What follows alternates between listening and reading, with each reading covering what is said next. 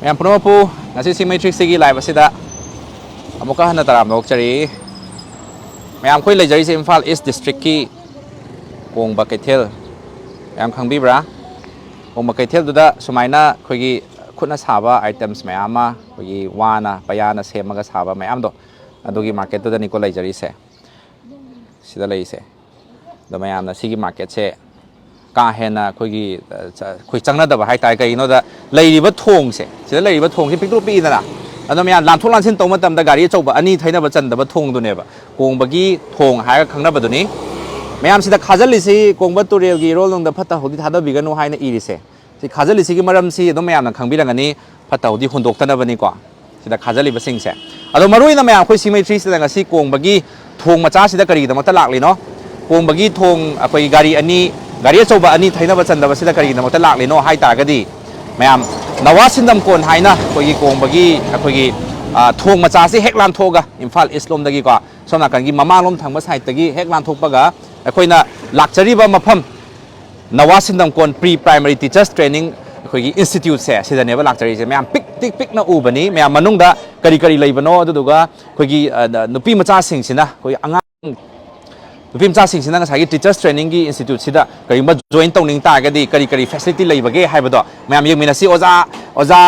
mayam ma thengnar ni ngasi di angang gi takpiri ba tambiri ba do adong gi angang sing dubu yum da laaga koi teachers koi gi kai haini home tutor ga pibiri ba loinana adong gi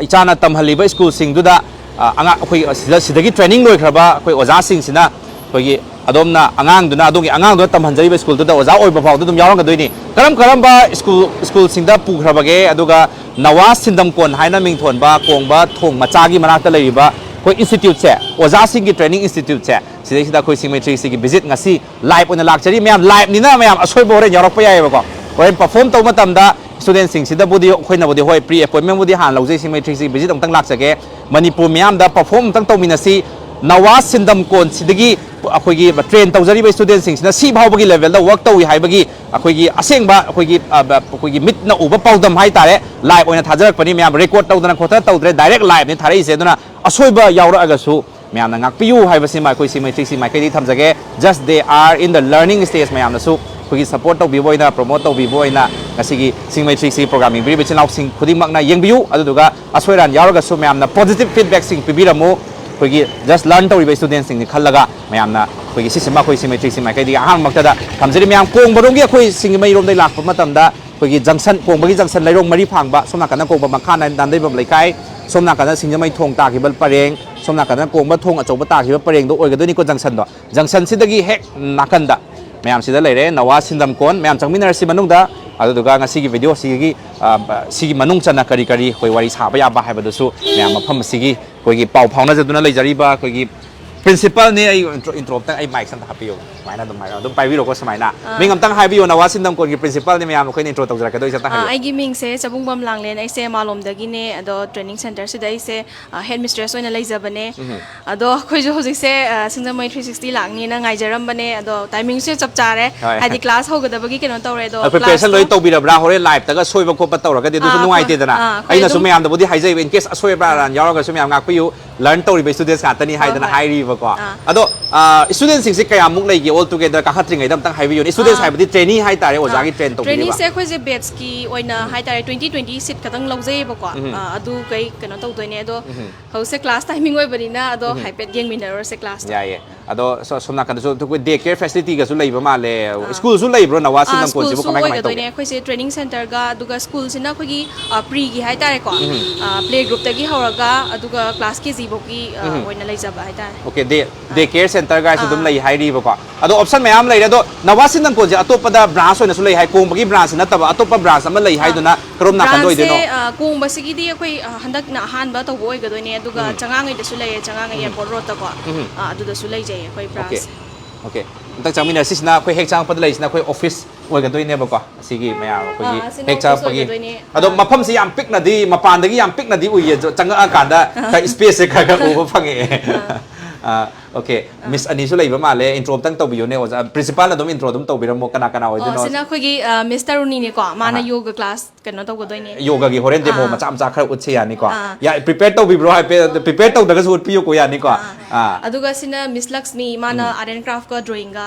กันเนาะอีกสตุดี drawing apple เยอะปกติตักปีด้วยเนี่ยว่า apple สิไล่ประมาณไม่ว่าเนี่ยงั้นย้ำรู้ทุยนี่กว่างั้นสิจะมาตกกระนั้นนะคุยไล่นี่ขั้นกันตะกี้ให้ไปกี่อาร์ตจะคุยครั้งเดียวจ้าสิ่งที่ครั้งกันด้วยเนี่ยว่าฟังเสียงเลยมาเทรนตัววีนี่ย้ำหน่อยสิมาทักตะการขั้นมินาร์สิสิ่งใหม่เสียสุดหับสักอย่างเรียกกันตัวมั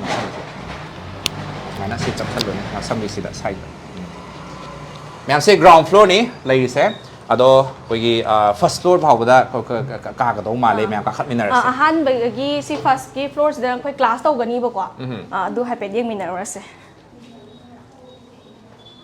ิดุงก็ขั้นปีหรอการจะรักแกเสียดายไม่ได้เมกี้ไม่ได้เมย์สุดต่ำๆรู้สิดาทำไมตัวไม่ได้เมกี้สู้คุยคลาสเซลอยน่ากันเนาะตัวอะไรได้สิดาอามาสิดาอันนี้เลยดีกว่าสิเอาหุ่มเลยเลยคุยครั้งเดียวด้วยสู้แม่สิสิดากันบัตรไม่เอาริสอ่างสิ่งสิดาคุยสกูลการ์ก็มาตั้มดาแม่สิริตตัวแม่นุ่งไงนี่สิอามาเลยดีกว่าสิ step number 1 step number 2อันนี้สิดาเอาหุ่มแม่ครั้งเดียวไปยาวก็สุนทรสินดำก่อนแต่ไม่ได้เมครั้งเดียวละยาวก็สู้1 2 3สิมาที่คุยให้ได้สักครั้งนี้เอาหุ่มเลยเลยสิดามารีเลยเลยสิดามังงะเลยเลยมังงะสมัยนี้อีกแบบมังงะนี่ก็ฮันเด็กที่เฮาไปคุยเบสิกสิเด็กที่กันเราต้องกดตัวนี้บุกว่าฮันเด็กสุกอังขังอักตระจูสุกไอเฮร์ตระจูสิเด็กที่ดุมฮันเด็กให้แล้วก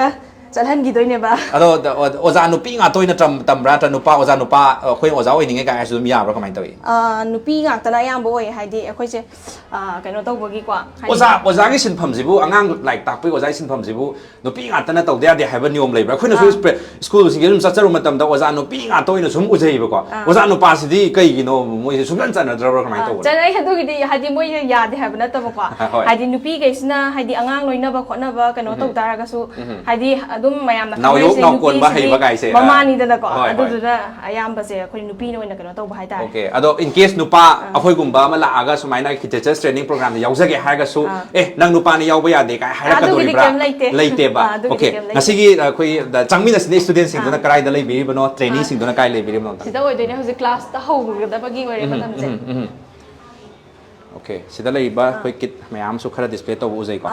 นสิ่งที่เราคุยกี่ school เลยให้ตัวนี้ก็ใส่ให้จะกี่ตัวกว่าเอาตัวกี่อ่างก็เสียเฮ้เขาบอกก็ดีกว่าจะไล่ต้องเฉลยก็ดีหลักนิ่งแต่ว่าคนนิ่งแต่ว่าตัวมันเลยบอกว่าเอาแต่มวยตัวไฮดีสิกุมบาจะแค่เลยตาหาก็ดีหลักนิ่งบ้าคนนิ่งบ้ากว่าเด็กดีสิกุมบาเด็กดีสิกุมบาค่อยกี่กันโนมาจามซาสิ่งเสียเสียสมัยเดี๋ยวจะนุ่งไงนะกันโนตัวบ้าให้ตาเลยจนนั่นไล่ขั้นตัวบนนั่นแต่ว่าไฮดีสิกุมบาสินะโอ้ยชาหน้าไว้ก็รีไว้ส่งอันตัวกี่ทำจ้ะบ้าเสียสุดไม่ทำเลยเนี่ยโอเคเนี่ยสอบตัวไม่啱嚟嘅啱我就เด็กๆทำมาสิ่งตัวกว่าจะกรีดตัวเข้ามาตอนนั้นมวยซีอย่างหันแล้วก็ให้เป็นโอคันกับตัวนี้ไปก่อนโอเคโอจ้าไม่啱อุบพังจะได้ตรงตะกี้เลยอุ้ยว่าอย่างจะมาทำแต่ก็มั่งตะกี้มุ้งยังมีนาเซ่ตัวก็ left right ตะเลยดีว่าสิ่งจะให้เป็นสม explain ต่อจังมีนาเซ่โอจ้างาตั้งยัดจะตาเลยซิเมทรีสิหลักกันนี่ให้จะวันนี้ตั้งงาตั้งคุยตั้งงาบอกแค่ตาบีตาเลยกันสิทีสมนักกันแต่วันนี้ก็มั่งเทเลมี啱สิโอจ้าสิ่งตัววิบวยตัวละมาเนี่ยสิ่งที่เราคุยอาร์ตกราฟกี่คลาสยาวเยอะกว่าสิ่งที่คลาสนั้นก็หมายถึงให้กันแต่งานจะคุยน่ะคุยที่ pre เด็กที่ฮอร์ก็ตัวนี้อาหารบางวันจะ schooling ให้ดีมาเด็กไกลเนี่ยเราก็มาทำโอ้ยเกิดอะไรนี่นะกว่าให้ดีสิกุมมาจะสิกุมมาคลาสยาวตาก็ดีมันจะสิกุมมาสาบคนประตูก็สินะให้ดีงานบางทีจะพูดคุยกี่ color ทั้งจีก็ให้ดีหาเราหน่อยมันต้องจานนี่กว่าอะดูกุมบางทีให้ดีมันจะคิดตั้งนุ่งไงนะบ้าแล้วดี school จะลักนิ่งนะบ้าอะดูกุมบางทีกันเราต้องจะแบบใช่กี่คุยน่ะ every ใช่กี่ teachers training กี่มาพัมดาดูว่าสิกุมไป institute กุมมาสรุปมาทำนักคุยนับนุ่งไงจะได้จะทำโอ้ยแต่นุ่งไงแต่ว่าสมพาวจะไปให้แต่งใช่กี่งานสิ่งสิ่งก็มาก็ไกลนะว่ามาทำให้พวกก็อันนั้นสิ่งจะต้องพัมจะมาทำตาจะยังว่างานสิ่งที่มาสิ่งก็เช็ดน้ำได้ให้แต่เลยพวกเราประเดี๋ยวนะใช่กี่ทำมาเป็นเอาปูแล้วก็ต้องเลยมีอะไรละอันนี้ป่ะโอ้ยอาหารบัสเช็ดน้ำมาทำสิ่งใช่กี่โอจ้าเลยบีบัสจะเทรนตัวบีโอจ้าไม่ทำสิ่งนะมาสักนะคุย teacher สักนะโอจ้าสักนะร้อยบักรูลจะร้อยลอก็คุยกี่เซมบีรักกันดอริมนี่ซาบีรักกันดอริมนี่ ABC ตั้มบีรักกันดอริมนั่นจ้ะกระมองได้คุยกี่เทรนนิ่งเซปีบีดีอายุกี่มาตั้มเดปีบรานุ่งทิ้งมาตั้มเดปีบราโอซานุปีไม่ยามเซคุยไม่ยามได้อินโทรตัวตรีก็ฟรันมันนิ่งได้กินเนี่ยคุยว่าอินโทรตัวจะรีเซปุ่งแก่ได้เนี่ยแกบอกคดีเทรนนิ่งเซปีบีก็ตั้งให้บีคุยเซสิอายุกี่มาตั้มเดตัวปนเนี่ยดุนน่ะมวยซีคลาสเลยกันดุมให้ดีคอลเลจสัตไปเอาบ้าได้ดีมวย private job ตัวบุคคลปะดุมอดูกี่มาตั้มสุดดุมกันว่าตัวเจให้ดีปุ่งเซแก่ได้เนี่ยแกบอกคุยปุ่งเซกันว่าได้กี่ว่ากันแต่บ้าแต่เรียนมาใครได้กี่เขาก็ได้เนี่ยบอกว่าดู ꯑꯗꯨꯗꯨꯒ ꯄꯨꯡ 8:30 ꯂꯣꯏꯒꯗꯧꯕ okay ꯑꯗꯣ ꯀꯔꯤꯒꯨꯝꯕ ꯀꯅꯥꯒꯨꯝꯕꯅ ꯑꯌꯨꯛꯀꯤ ꯊꯕꯛ ꯆꯠꯂꯤ ꯅꯨꯡꯊꯤꯟꯗ ꯑꯣꯏꯅ ꯇꯝꯖꯒꯦ ꯍꯥꯏꯔꯒꯁꯨ ꯑꯗꯨꯒꯤ ꯄ꯭ꯔꯣꯕꯤꯖꯟꯒꯨꯝꯕꯒꯤ ꯂꯩꯕ꯭ꯔꯥ ꯑꯦꯗꯃꯤꯁꯟ ꯑꯣꯄꯟꯒꯤ ꯅ꯭ꯌꯨꯁꯀꯗꯤ ꯂꯩꯕ꯭ꯔꯣ ꯑꯩꯈꯣꯏ ꯂꯥꯛꯆꯔꯤꯁꯦ ꯑꯦꯗꯃꯤꯁꯟꯒꯗꯤ ꯃꯩ ꯂꯩꯅꯗ꯭ꯔꯦ ꯑꯗꯨꯏꯁꯨ ꯁ꯭ꯇꯤꯜ ꯀꯣꯔꯁ ꯑꯅꯧꯕ ꯍꯧꯕꯒꯤ ꯄꯥꯎꯒꯗꯤ ꯂꯩꯕ꯭ꯔꯥ ꯈꯇꯪ ꯍꯥꯏꯕꯤꯌꯨ ꯑꯗꯨꯒꯤꯗꯣ ꯑꯗꯨꯝ ꯂꯩ ꯑꯗꯨꯗꯨꯒ ꯑꯩꯈꯣꯏꯒꯤ ꯑꯌꯨꯛꯇ ꯁꯪꯗꯕ ꯍꯥꯏꯔꯒꯁꯨ ꯑꯩꯈꯣꯏꯁꯨ ꯕꯦꯁ ꯑꯗꯨꯝ ꯈꯥꯏꯗꯣꯛꯑꯦꯕꯀꯣ ꯑꯗꯣ ꯃꯣꯔꯅꯤꯡꯗ ꯂꯥꯛꯄ ꯁꯪꯗꯕꯗꯨꯅ ꯑꯃꯨꯛ ꯏꯚꯤꯅꯤꯡꯒꯤ ꯁꯤꯐ ꯑꯗꯨꯝ ꯂꯩꯖꯩ ꯑꯗꯣ ꯍꯧꯖꯤꯛꯀꯤꯁꯤꯅ ꯑꯃꯨꯛ ꯃꯣꯔꯅꯤꯡꯗ ꯀꯩꯅꯣ ꯇꯧꯔꯦ ꯍꯥꯏꯇꯥꯔꯦ ꯑꯗꯣ ꯅꯋꯥ ꯁꯤꯟꯗꯝꯀꯣꯟꯁꯦ ꯀꯣꯡꯕꯒꯤ ꯀꯩꯊꯦꯜ ꯃꯆꯥ ꯑꯩꯈꯣꯏꯒꯤ ꯊꯣꯡ ꯃꯆꯥꯁꯤꯗꯕꯨꯗꯤ ꯂꯩꯕꯤꯔꯤꯗꯅ ꯑꯇꯣꯞꯄ ꯑꯁꯣꯝ ꯅꯥꯀꯟꯗ ꯁꯉꯥꯏꯄ꯭ꯔꯧ ꯍꯥꯏꯕ꯭ꯔꯥ ꯃꯥꯂꯣꯝꯗ ꯍꯥꯏꯕ꯭ꯔꯥ ꯑꯃꯁꯨ ꯂꯩ ꯍꯥꯏꯗꯅ ꯆꯉꯥꯡꯒꯩꯒꯤꯁꯦ ꯑꯅꯤꯃꯛꯁꯦ ꯑꯗꯨꯝ ꯆꯞ ꯃꯥꯟꯅꯕ꯭ꯔꯥ ꯀꯃꯥꯏ ꯇꯧꯏ ꯕꯦꯁꯁꯤꯡꯁꯦ ꯃꯥꯏ ꯂꯝ ꯇꯣꯉꯥꯟꯕ꯭ꯔꯥ ꯀꯃꯥꯏ ꯇꯧꯏ ꯂꯝ ꯇꯣꯉꯥꯟꯕꯗꯩ ꯂꯥꯛꯄꯗꯣ ꯑꯩꯈꯣꯏꯒꯤ ꯀꯣꯡꯕꯗ ꯇꯧꯔꯤꯁꯤꯅ ꯍꯥꯏꯗꯤ ꯑꯁꯣꯝꯗ ꯂꯥꯛꯄ ꯉꯝꯗꯕ ꯍꯥꯏꯇꯥꯔꯦꯀꯣ ꯑꯗꯨꯗꯨꯒꯤ ꯁꯤꯗ ꯍꯥꯡꯖꯕꯅꯦ ꯑꯗꯣ ꯀꯣꯔꯁꯇꯤ ꯑꯗꯨꯝ ꯆꯞ ꯃꯥꯟꯅꯩ ꯃꯑꯣꯡꯁꯦ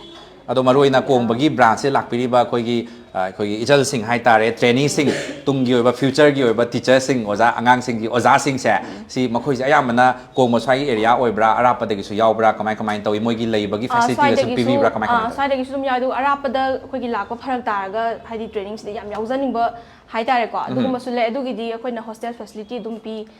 ꯑꯗꯨꯝ ꯑꯗꯨꯒꯤꯗꯤ ꯍꯥꯏꯗꯤ ꯀꯣꯡꯕ ꯁ꯭ꯋꯥꯏꯒꯤ ꯑꯦꯔꯤꯌꯥ ꯅꯠꯇ꯭ꯔꯒꯁꯨ ꯑꯔꯥꯞꯄꯗꯒꯤ ꯂꯥꯛꯄꯤꯕ ꯏꯆꯜ ꯏꯆꯦ ꯃꯌꯥꯝ ꯑꯃ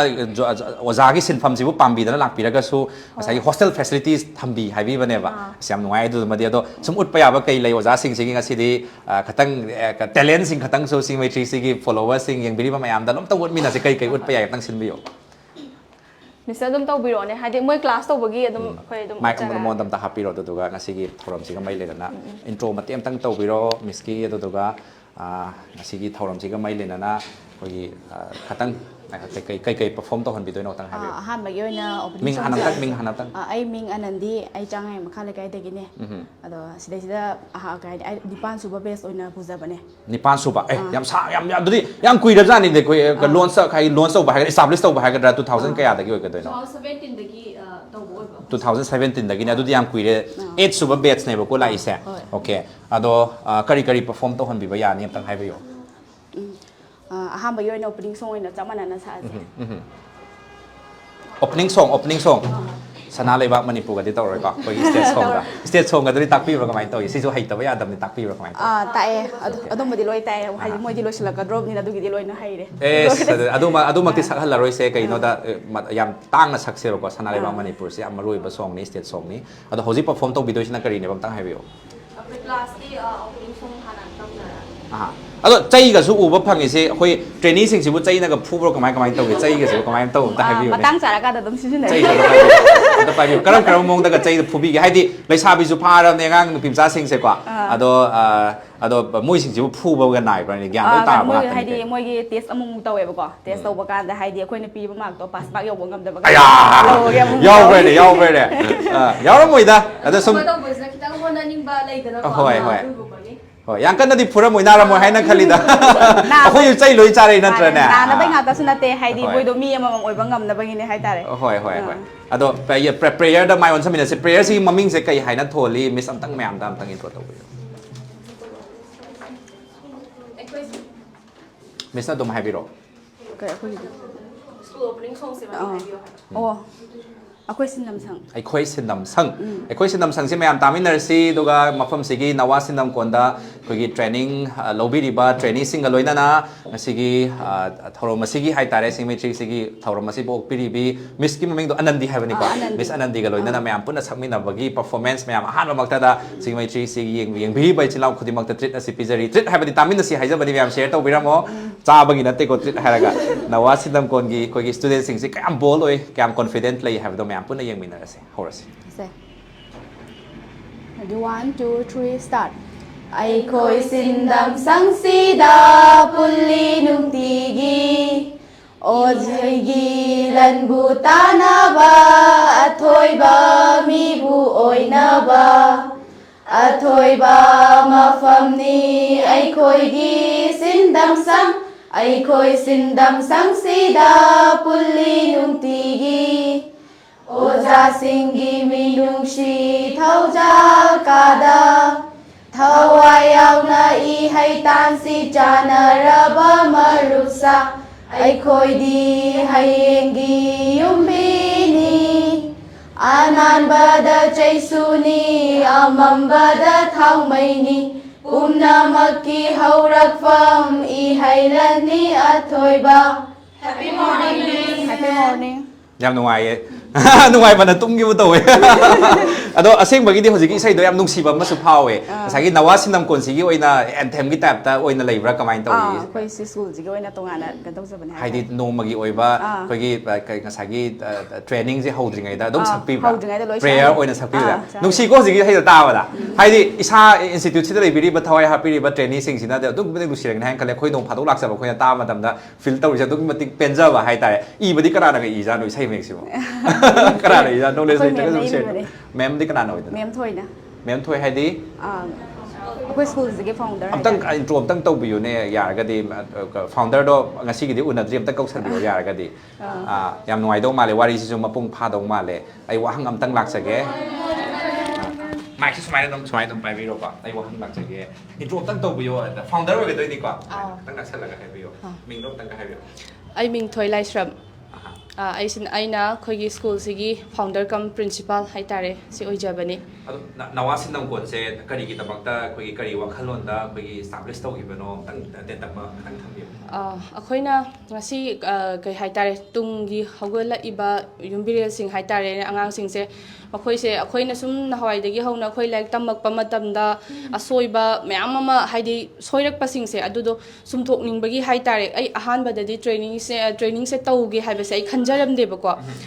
haidi school gi pre school khatang tawjaram bane adaida ngasai gi angang sing sida semdok padudi haidi akhoina akhoi gi school sida lakpa angang khara tara kun kuntra si khatang khoi semdok gadoine ba ado khoina training sing se trainee tara dang semgi matang da amatang semgi matang matamda ngasai gi trainee sina magi mana puriba school du da haitare ne mana takpi tambiriba mayam ama semdokidoine ba masing khangdana angang mayam am semdokidoine ba adugi wakhalon thamjaraga aina training se hapchakibani ado training toriba khoigi training sing se ayamana khoina mapana jo thetpa phangjabada ujabada 90% placement record hain lai haina khale 90% ga si pikraba manipur gi market se da arak poja khodi makta thabak pi ba haiba sidi adum near to impossible ne haitare 90% gi fit khoigi accomplish tawba ngam biba khoigi achieve tawba ngam biba sida seng yam chawba accomplishment ne haina khanjai ba matau kharam na 90% gi placement gi over record se thamba ngam biri bano kari khoigi hidden noiba technique kari leibi bage student sing se matau kharam train tawi bage atanga habiyo si hanga abanina haidok charage haida yadrabanina si se taseng na harabada khoigi trainee sing se adum haidi sonba su mayam yawe adum moi se sonba sing se akhoina hen na moida extra class tawbiba aduga extra effort thada biraga haitare ko adumain thadaraga akhoina moi se kaino tawna basu honai ye moi se haidi loina thabak se pinana basu honai aduga sida yam maru oina khoigi manipur da lairiba school ayamba loina makti na te school ayamba ma haidi maming oina pallabada khoigi UNACO school adagi kidji kangaroo kids kaina adagi thawbalom site su yam leiba ko haidi loina pandraga su do sigi school sing siga khoiga context loin leina ba haitare khoiga moiga link leina bani na moina haidi ngasagi oja wala ko matamda khoigi school sigi oja ani wale ahum wale habina chingba thabiro o habina chingba se maina hairak pada khoina thajaba haitare maina moina atopa manipur da institute se si khatana te atopa institute su yam leine Nawa Shindamkon gi maruina training sing se kari gi tamakta pamino kari ahen baga takpi jaro phamjida jadu mantra ga tawja lo ngai taw sida akhoina tongan ba kai haini atopa kai haini co curriculum natraga na tongan ba activities haitare ni ko sigum se khoina mayam ma hapcha ba haitare so mayam ma hape aduga sigi training se ayambana khoigi Guwahati da leba Peri Montessori Teaching Institute sida base tawraga moida tawri basiga chem haitare chapmanana khoina kaino tawsabani aduda phangba facility se khoina chapmanana phanghanna basda hona jaba haitare phanghalle aduduna khoina moi se ayambana kaino tawjaba ngammine moi se semjaba haitare okay yam nungai interview su makha yam hangningi ko ado oja principal dong lak sage adum misu dum dai bio sai sadang mayam performance ye wina se ba miss mathang sidi kai perform tawhan se kam tang hai bio mayam lak sage mathang sidi koi rhymes loina hana horase rhymes tagi hana horase rhymes kana honi ming am tang intro ta isana dum intro ta hol se ko hore mic to mon sab san bi gro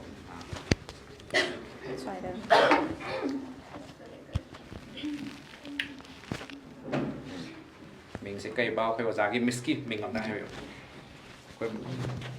ai nong mai them vidyarani kaina khurai da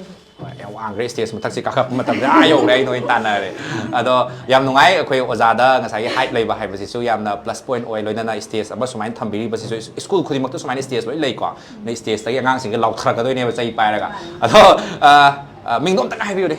Nongmai Them Vidyarani. Nongmai Them Vidyarani taramok chari Singzamai 360 yengbiriba mayamda amtang haibiyune mayam haita tawjagadoi asoira yaw singak piu haidana mayam sigi 4 da haitare ko asoi ba haise miyoy bane soi ne khoi baw dum soi mayam dum troll to bi ne khoi di mayam troll to man na kem khandre haitare ado sida perform tawjagadoi ba student sing sidi still learning ni natra perfect oi bam tanatri no madi perfect oi rakadoi ni natra na ado mayam da soira ngak piu haidana starting macha amtang thambiyo Mayam aina ngasi tawjadoise asoiba yawrasu mayamna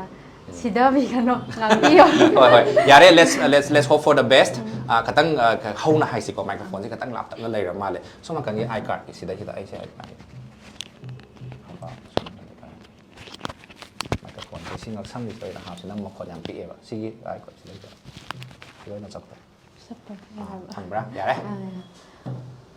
1 2 3 start. Seesaw up and down. Seesaw up and down. This is the way to London town. This is the way to London town. London town, London town. London town, London town. One foot up and the other foot down. One foot up and the other foot down.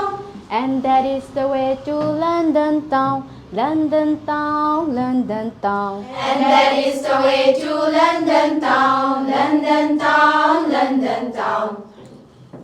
Yam nuai. Mathagi performer of the kok sabina se mayam yengbiri ba mayam na su ko pagi sarak sidana ba. Mic pe bira mo onda. Good afternoon, my dear students. Good morning, Miss. Masigi oina ne noi mayam se aigi mitta angang oina ujarage duga aiduna noi gi miss ne haina ubiu ko. Miss. Ado aina ngasi noi da ta ka dori ba sida phajana follow to biyo. Ado aina ngasi noi da ta ka dori ba se sida lai ba mayek sinte ngasi si ko si je alphabet ko wi ko. Kari ko ai ba si se Alphabet. ado di ta pa horage ko phajana mun na dabiro ko. Sida lai ba sigi mayek se Sumaine ibasa sise capital letter A kawiko aduga sida lairisina small letter A sida lairise kari kaweba Capital letter A. aduga sisina kari kawi Small letter A. A is for apple A is for apple. apple haibadi same haibani ko kari haiba sise apple se Same. noyumda same majadro apple Chai. how bro Howie. apple ga taradi saga se yamna phadoi ni ko ado apple gi machu se color se kari no haibada red ni ko red haibadi angang ba apple gi machu se kari oi ba Red. adu mathang da sida lerisna capital letter B aduga sisina small letter B kari haiba sise Capital letter B. sisina kari Small letter B. B is for ball B is for ball. noyumda ball ga sanadro Sanay. ngai bro Nungai. ball gi shape se circle ni ko ball gi shape se kari oi haiba Circle. circle haibadi koroi koi bado circle haibadi kari ba Korokoiba. mathang da C is for cat C is for cat. sida lai ba si se C capital letter C ko wi ko C sina small letter kari haiba si se Capital letter C. sina kari Small letter C. C is for cat C is for cat. cat haibadi hudong noyum da hudong ga lai tro Lay. nusi bro Nushi. hudong na kamai khongge Meow meow. hudong na meow meow khongi ko mathang da sigi mayek sina D kari sum D karamba D no si se Capital letter D. sidi Small letter D. D is for dog D is for dog. noyum da hui ga lai bro Lay. hui na kamai na khongge am ta khongone Bow. hui na wow wow khongi ko D is for dog D is for dog. adudi ngasai da kita ise si phauze miss ka mu toiga pulak paminar si ko amu hairage phajana taro phajana khumo ko A is for apple A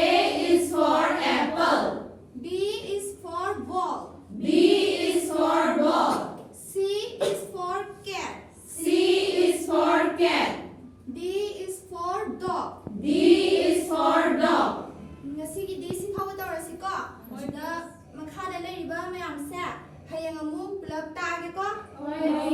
ꯉꯁꯤꯒꯤꯗꯤ ꯁꯤꯗ ꯂꯣꯏꯁꯤꯜꯂꯒꯦꯀꯣ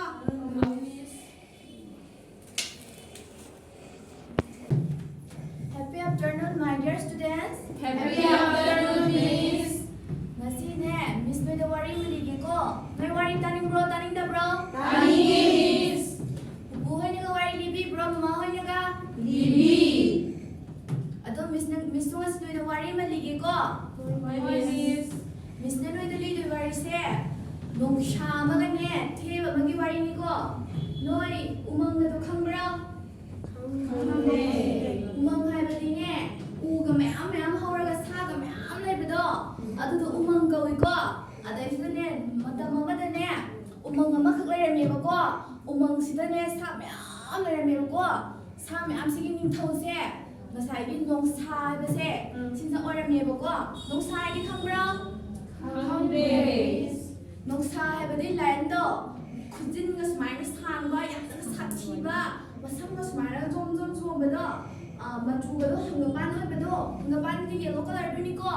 adu gi sado nong sha kawiko adu sna nimthau oiraga ne jiki umang sida leirambeko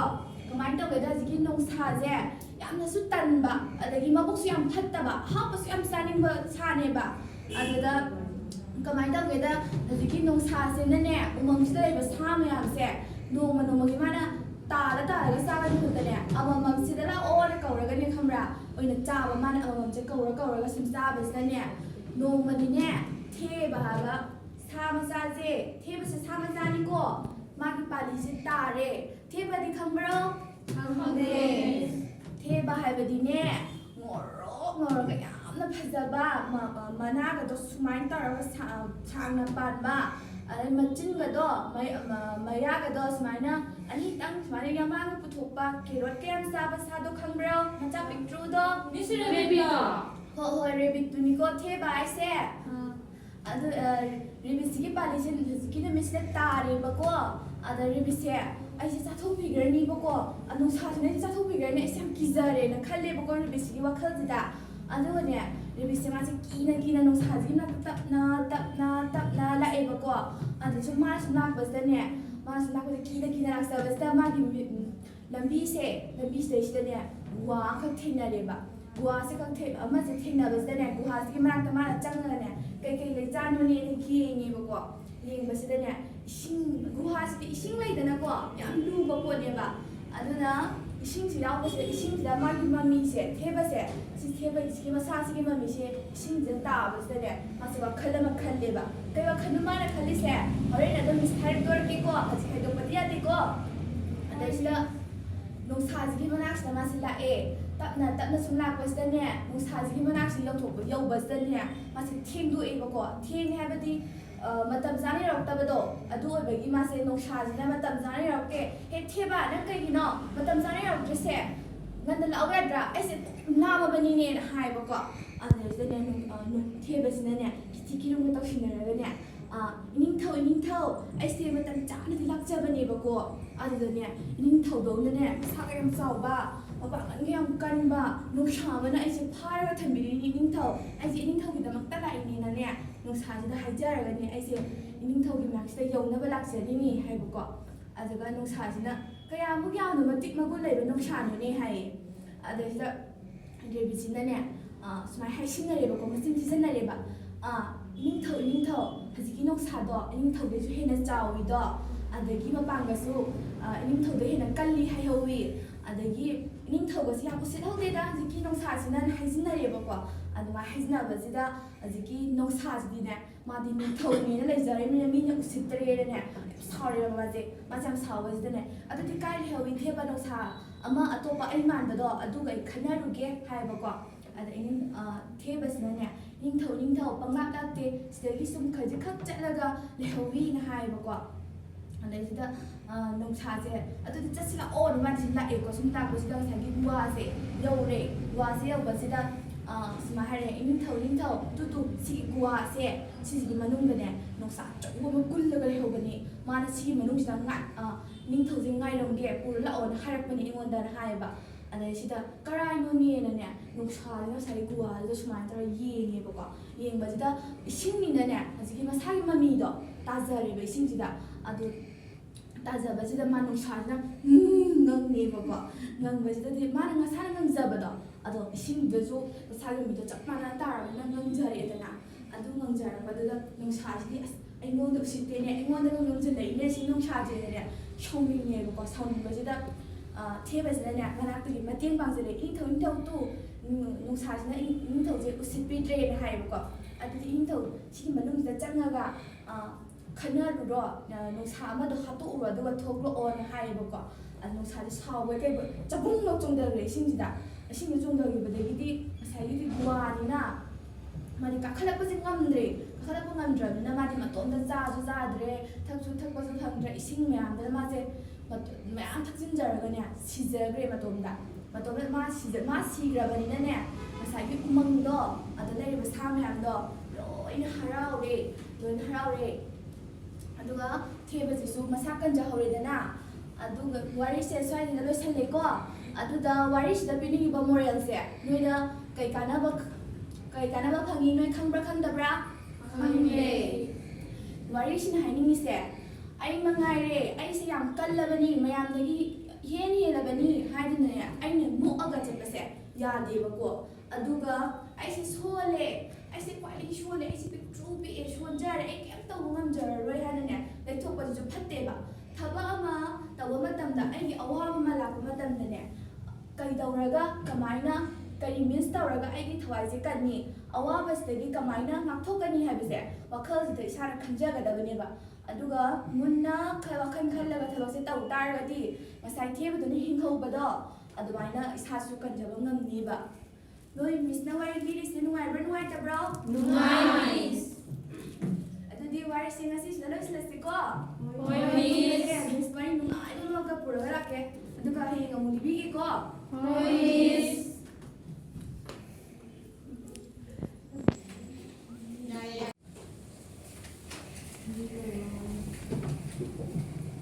Good afternoon, my dear student. Good afternoon, Miss. Ngasi aise nogi ojane na khalo ko. Noine aigi satrane na khalage ko. Ngasi aina taktoi se domestic animal. Domestic animal have the yumna loiba sado. Adu domestic animal ko ko. Kai ko ba? Domestic animal. Sidalari se cat. C for cat to ko. Haudong do. Noi yumna haudong le bro. Lay. Haudong na kamay khongge. Meow meow. Nungsi bra? Nungsi. Adu do cat ko ko. Sina dog. D for dog to. Dog se Manipuri da kai kawai ba hui ko. Hui da no yung da hui ga lai na bro. Lay. Hui kamay khongba. Wow wow. Nungsi bro do. Nungsi. Ada sida na rabbit. Rabbit hai di theba do ko. Theba di rabbit je mana ga smana ga sang na ga pan ba. Maya apa pa ga hauba carrot kem cha ba do. Adu do rabbit ni ko. Khangadro. Kai kawai ba? Very. Sina pig. Pig di ok to. Noi ok ka thong ga cha bro. Chai. Yam hao ba do. Adu pig ni ko. Sina cow. Cow hai di san do. San khang bro. Khangni. Noi sanggong ga thak bro. Thai. Adu do sigi cow sidai ni ko. Adu di ngasi gi di loi selage hayeng miss na yamna phajaba fruit kumba porake ko.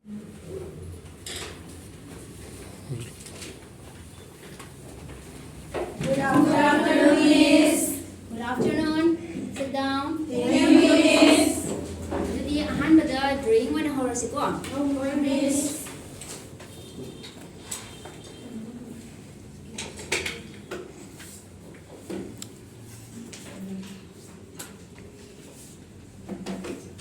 Akoina angangda hanat ABC tambidoy ni ko. ABC tambidoy siya akoina block ti ko ang tambirar ko niya ba. Block ti hiya kanda akoina angang ki boy da block ti hiya kanda akoina color siya sangan doy ko angang sinja ko. Adna block ti ko do ay tabayade aduna block ti ko do tamsiko. Miss. Ahanbada hani yesi.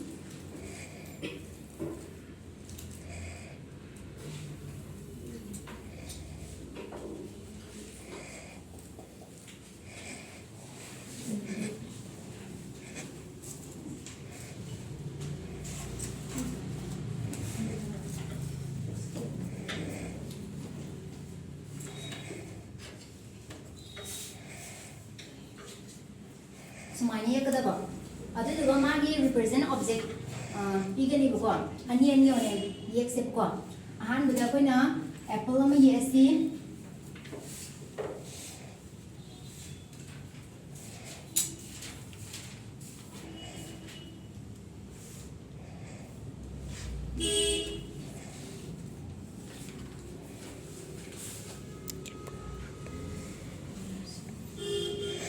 Apple ꯑꯃ ꯌꯦꯛꯄꯤꯔꯣ ꯑꯗꯨꯗꯨꯒ ꯑꯃꯅ ꯑꯔꯥꯏꯕꯗꯀꯣ ꯑꯦꯔꯣ ꯑꯃ ꯌꯦꯛꯑꯁꯤꯀꯣ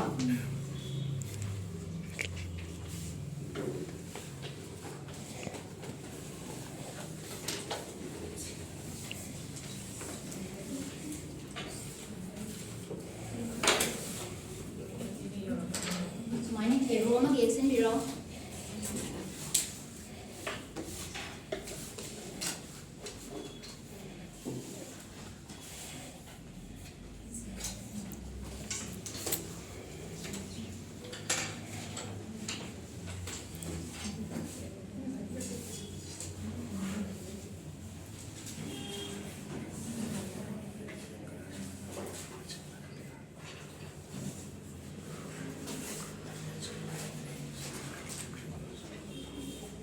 ꯑꯗꯨꯒ ꯑꯩꯈꯣꯏꯅ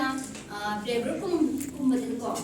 ꯀꯩꯅꯣ ꯇꯧꯍꯟꯗꯦꯕ ꯑꯩꯈꯣꯏꯗꯤ pencil ꯄꯥꯏꯍꯟꯕ ꯌꯥꯗꯦꯕꯀꯣ ꯃꯣꯏꯗꯤ ꯑꯉꯥꯡ ꯑꯣꯏꯔꯤꯕꯅꯤꯅ ꯅꯧꯔꯤꯕꯅꯤꯅ ꯃꯣꯏꯗꯤ ꯄꯦꯟꯁꯤꯜꯒꯨꯝꯕꯅ ꯏꯕꯗꯣ ꯍꯩꯇ꯭ꯔꯤꯕꯅꯤꯅ ꯑꯩꯈꯣꯏꯅ ꯀ꯭ꯔꯦꯌꯣꯟ ꯀꯂꯔꯁꯅ ꯑꯣꯏꯅ ꯀꯂꯔꯁꯀꯨꯝꯕꯁꯦ ꯍꯥꯟꯅ ꯄꯥꯏꯍꯟꯒꯗꯣꯏꯅꯦꯕꯀꯣ ꯃꯣꯏꯁꯤꯡꯗꯗꯤꯀꯣ ꯑꯗꯨꯗꯨꯅ ꯑꯩꯈꯣꯏꯅ ꯑꯦꯁꯤ ꯌꯦꯛꯄ ꯀꯥꯟꯗ ꯑꯦꯁꯤ ꯌꯦꯛꯑꯅꯤ ꯑꯗꯨꯗꯨꯒ ꯃꯣꯏꯅ ꯀꯂꯔꯁꯦ ꯁꯪꯕꯁꯦ ꯑꯩꯈꯣꯏꯅ ꯇꯝꯕꯤꯒꯗꯣꯏꯅꯦꯕ ꯀꯣ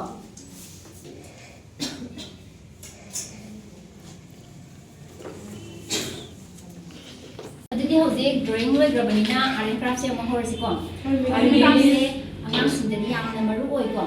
ꯍꯥꯏꯕꯗꯤ ꯃꯣꯏꯗꯤ ꯑꯉꯥꯡꯅꯤꯅ ꯁꯥꯟꯅꯄꯣꯠ ꯃꯈꯜꯁꯦ ꯌꯥꯝꯅ ꯍꯥꯏꯗꯤ ꯑꯩꯈꯣꯏꯅ ꯁꯥꯕꯤꯕ ꯈꯣꯠꯄꯤꯕꯁꯦ ꯃꯣꯏꯗ ꯌꯥꯝꯅ ꯍꯔꯥꯎꯖꯩꯌꯦꯕꯀꯣ ꯑꯗꯨꯅ ꯁꯤ ꯍꯩꯇꯕꯁꯨ ꯌꯥꯗꯕꯅꯤ ꯑꯗꯨꯗꯨꯅ ꯑꯩꯈꯣꯏꯅ ꯅꯣꯏꯗ ꯇꯝꯕꯤꯔꯤꯁꯦ ꯑꯃꯨꯛ ꯅꯣꯏꯅ ꯑꯃꯨꯛ ꯑꯉꯥꯡꯁꯤꯡꯗꯨꯗ ꯑꯃꯨꯛ ꯇꯝꯕꯤꯗꯣꯏꯅꯦꯕ ꯀꯣ ꯑꯗꯨꯗꯨꯅ ꯍꯧꯖꯤꯛ ꯀꯩꯅꯣ ꯁꯥꯔꯁꯦ ꯕꯇꯔꯐ꯭ꯂꯥꯏ ꯁꯥꯔꯁꯤꯀꯣ ꯍꯧꯖꯤꯛꯀꯤꯗꯤ ꯑꯣꯏꯅꯗꯦꯀꯣ ꯑꯍꯥꯟꯕꯗ ꯄꯦꯄꯔ ꯄꯦꯄꯔ ꯑꯃ ꯂꯧꯊꯣꯛꯑꯣ ꯂꯧꯊꯣꯛꯑꯣꯕ ꯑꯣꯀꯦꯀꯣ ꯑꯩꯈꯣꯏꯅ ꯕꯇꯔꯐ꯭ꯂꯥꯏ ꯁꯥꯕ ꯃꯇꯝꯗ ꯁꯤꯁꯦ ꯁꯨꯃꯥꯏꯅ ꯊꯦꯛꯀꯗꯣꯏꯅꯦꯕꯀꯣ ꯍꯥꯏꯗꯤ ꯁ꯭ꯀꯣꯔ ꯁꯦꯞꯇ ꯇꯥꯍꯟꯒꯗꯣꯏꯅꯦꯕ ꯁꯨꯃꯥꯏꯅ ꯊꯦꯛꯆꯟꯕꯤꯔꯣ ꯁꯨꯃꯥꯏꯅ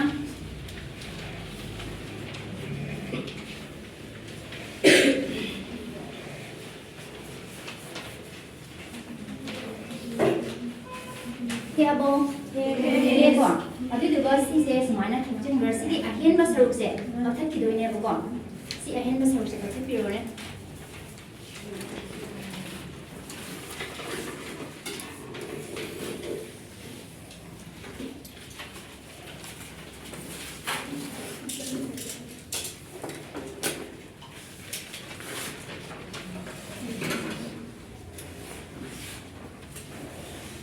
ꯀꯛꯄ ꯂꯣꯏꯔꯕꯣ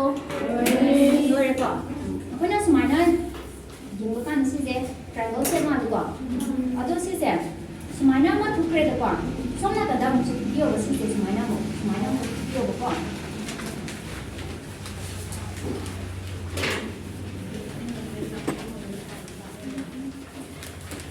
ꯊꯨꯞꯄ ꯀꯥꯟꯗ ꯑꯩꯈꯣꯏꯅ ꯐꯖꯅ ꯃꯃꯤ ꯇꯥꯅꯕ ꯊꯨꯞꯄꯤꯌꯨꯀꯣ ꯐꯖꯅ ꯑꯩꯈꯣꯏꯅ ꯁꯤꯁꯦ ꯑꯃꯨꯛ ꯊꯨꯞꯂꯛꯈꯤꯗꯣꯏꯅꯦꯕ ꯑꯗꯨꯗꯨꯅ ꯐꯖꯅ ꯊꯨꯞꯄꯤꯌꯣ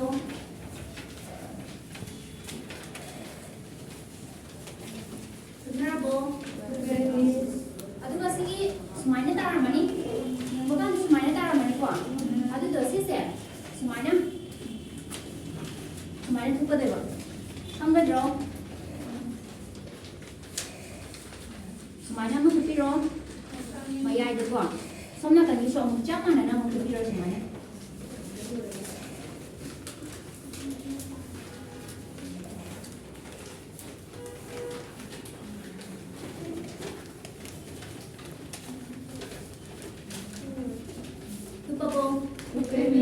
ꯑꯗꯨꯒ ꯁꯤꯁꯦ ꯁꯨꯃꯥꯏꯅ ꯑꯃꯨꯛ ꯇ꯭ꯔꯥꯏꯡꯒꯜ ꯁꯦꯞꯇ ꯑꯃꯨꯛ ꯇꯥꯔꯝꯃꯅꯤ ꯀꯣ ꯇꯥꯕꯁꯦ ꯁꯨꯃꯥꯏꯅ ꯇꯧꯔꯝꯒꯅꯤꯀꯣ ꯁꯤꯁꯦꯀꯣ ꯃꯅꯤꯡꯗꯒꯤ ꯁꯨꯃꯥꯏꯅ ꯊꯣꯛꯂꯛꯀꯗꯕ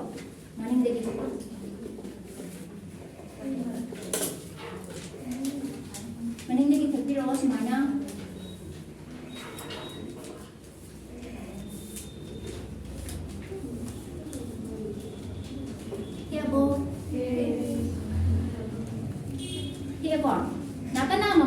ko thik ta bodo sigi nakana ma sigi lem hori ba nakana ma se sisna maning du sumana phong khalo aduga sigi na ton se sida koina computer ka napsan de doi ko sumana la de ba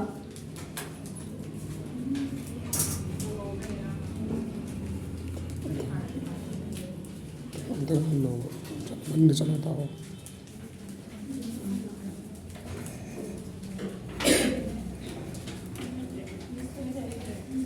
Semuanya taruh, habisnya, ini nak, semua nak beli tu kok, tu dah bersih semuanya, semuanya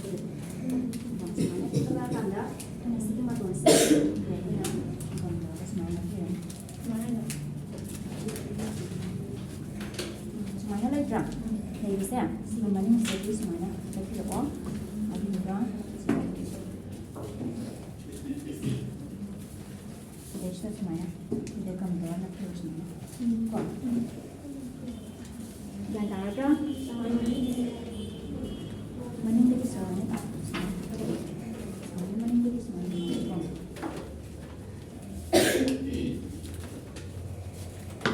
Semuanya besar.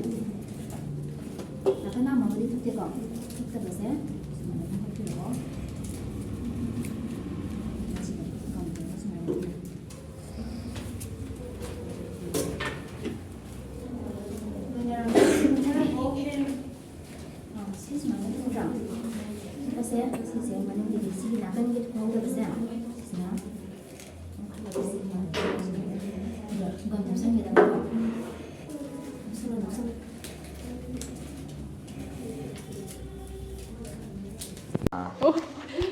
Mike sẽ sumai nangak samgi anak pajaga tu ina happy ko khara nak pajaga tu sila ina mepi to sila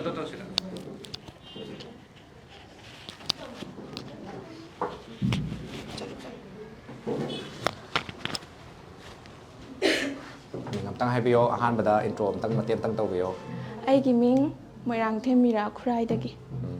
yare kai kai no ngasi ka perform tau bi doi se rhymes sakte rhyme sakte ni kai rhyme soi doi no God bless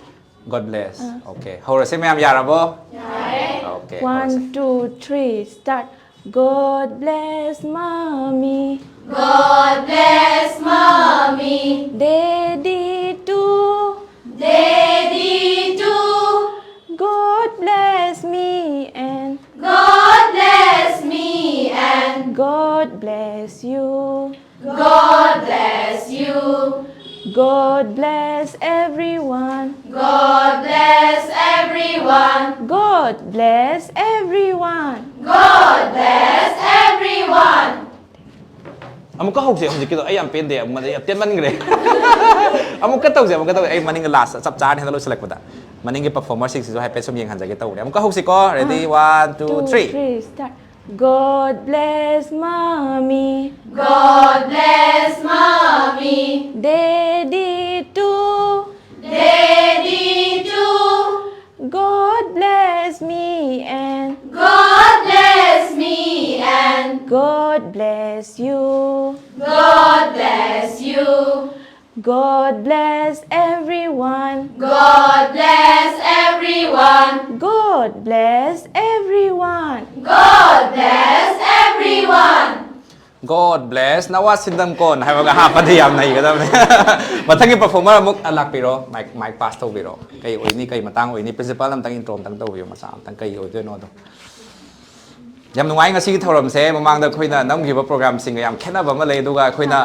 Nawa Shindamkon ko ba ma pick la ba khoi school sama khoi gi sumaina lei haina khoina uza ba da gi mayam tang intro tau jage du ga mafam sida pibiri ba servicing asi mayam tang yeng hanjara ga di khoi mapung pha ga ni haina khanja ba da gi ngasi khoina request tau jaba ni ngasi gi program asi aduga performer sing na so trainee sing na so readily sing metri sing lak sage hai matam da yam na with ball hai tai ban confident laina live tha ba da kai ba leite hai ba gi aya ba pibiri rak pai da makta mayam khoi symmetry sing mai kai da gi ho ba khubam tang khujari mayam dum khubiu da na symmetry sing oi yare mathang pa kai kai matang perform tau bi de no rhyme rhyme ตำด้วยเนี่ย rhyme ไม่ยาก ตักด้วยปะ ไกลปะ rhyme ตักสักตัวปะ rhyme สักตัวเนี่ยมณีปุรีกี่โอ้ยตัวอังกฤษก็ได้ English เนี่ย English มณีปุรีกี่ที่ตุ้มเขาเรียนยาวประมาณมณีปุรีกี่ยาวอีกกว่าโอเคไม่ยามนะไม่ได้โลกิเสรียงที่ตำโดรนะฮะไงไม่ได้โลเสรียงตำประมาณไหน ใส่เรียงตำได้ใส่เรียง rhyme สติยาวอีกกว่าโอเคไม่ยามสิยาวแล้วก็โดยนี่ไงมินนะสิไม่ได้โลกิสุดยาวกันนี่เขาละสิ second กี่ยามมุกช่างนี่ยามช่างมาเตียนละ ก็จะสั่งที ช่างเดียวเอาเดี๋ยวเขาจะต้องไปอันนี้ขลักกันด้วยนี่ภาษากันดีภาษานั้นเปอร์ฟอร์มตัวไปก่อน 1 2 3 start two little hands Two little hands, to clap clap clap to clap, clap, clap. two little legs Two little legs, to tap tap tap to tap, tap, tap. two little eyes Two little eyes are open wide are open wide. one little head One little head, go side to side go side to side, go side to side go side to side. ยามหนุ่ยเอาหัวความตั้งคุณเซ่เมื่อกี้มาทางนี้เปอร์ฟอร์มมาตั้งคุณสัมบีโร่ยามหนุ่ยสิ่งโปรแกรม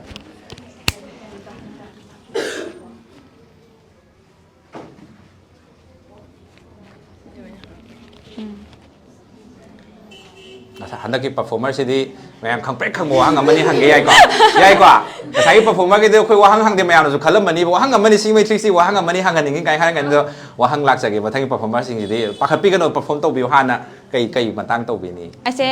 Manipuri rhymes มาเก่งตัวสัก ไอ้ตัวนี้ไม่เอานะ Manipuri rhymes แต่ตัวเลย Manipuri rhymes ก็เป็น Manipuri rhymes นั่น perform ตัวบิวด้วย live DB live DB ตามมินอะไรสิไม่เอา live DB อะไรก็อย่าละบ้างอังซาก็ยังให้ได้ อันนี้มิสเท่าไรกี่ก็ไอ้กิไลดีนุ่งชีบี Ay gilay di nung shibi, นามิดปาลีอูบังอัมเด namit pali ubangam de, นักขุดปาลีเลงบังอัมเด nakut pali leng bangam de, นักคงปาลีจัดบังอัมเด nakong pali chat bangam de, สมละเกลูบักมานุงดา sum lagi lubak manungda. ยังไงอ่ะตัวหนูป้ามาซาสิ่งเดียวที่ไลทีวีใช้สักปะได้โอ้ชาวเลยดีหรออ่ะตัวป้ามันนี่ปุยรายมันไกลเลยสมัยเขาจะคิดตัวนัดแต่ว่าตัวป้ามันนี่ปุยรายครับ อัตโต จักจาระเกย์ให้จักจาระเกย์ให้จักจาระเกย์กูได้ดีหรอ เลย ใช่ อิมาจักจาระเก อิมาจักจาระเกย์ให้ป่ะอันตัวตาจักเกย์คุยชุ่มแต่ 1 2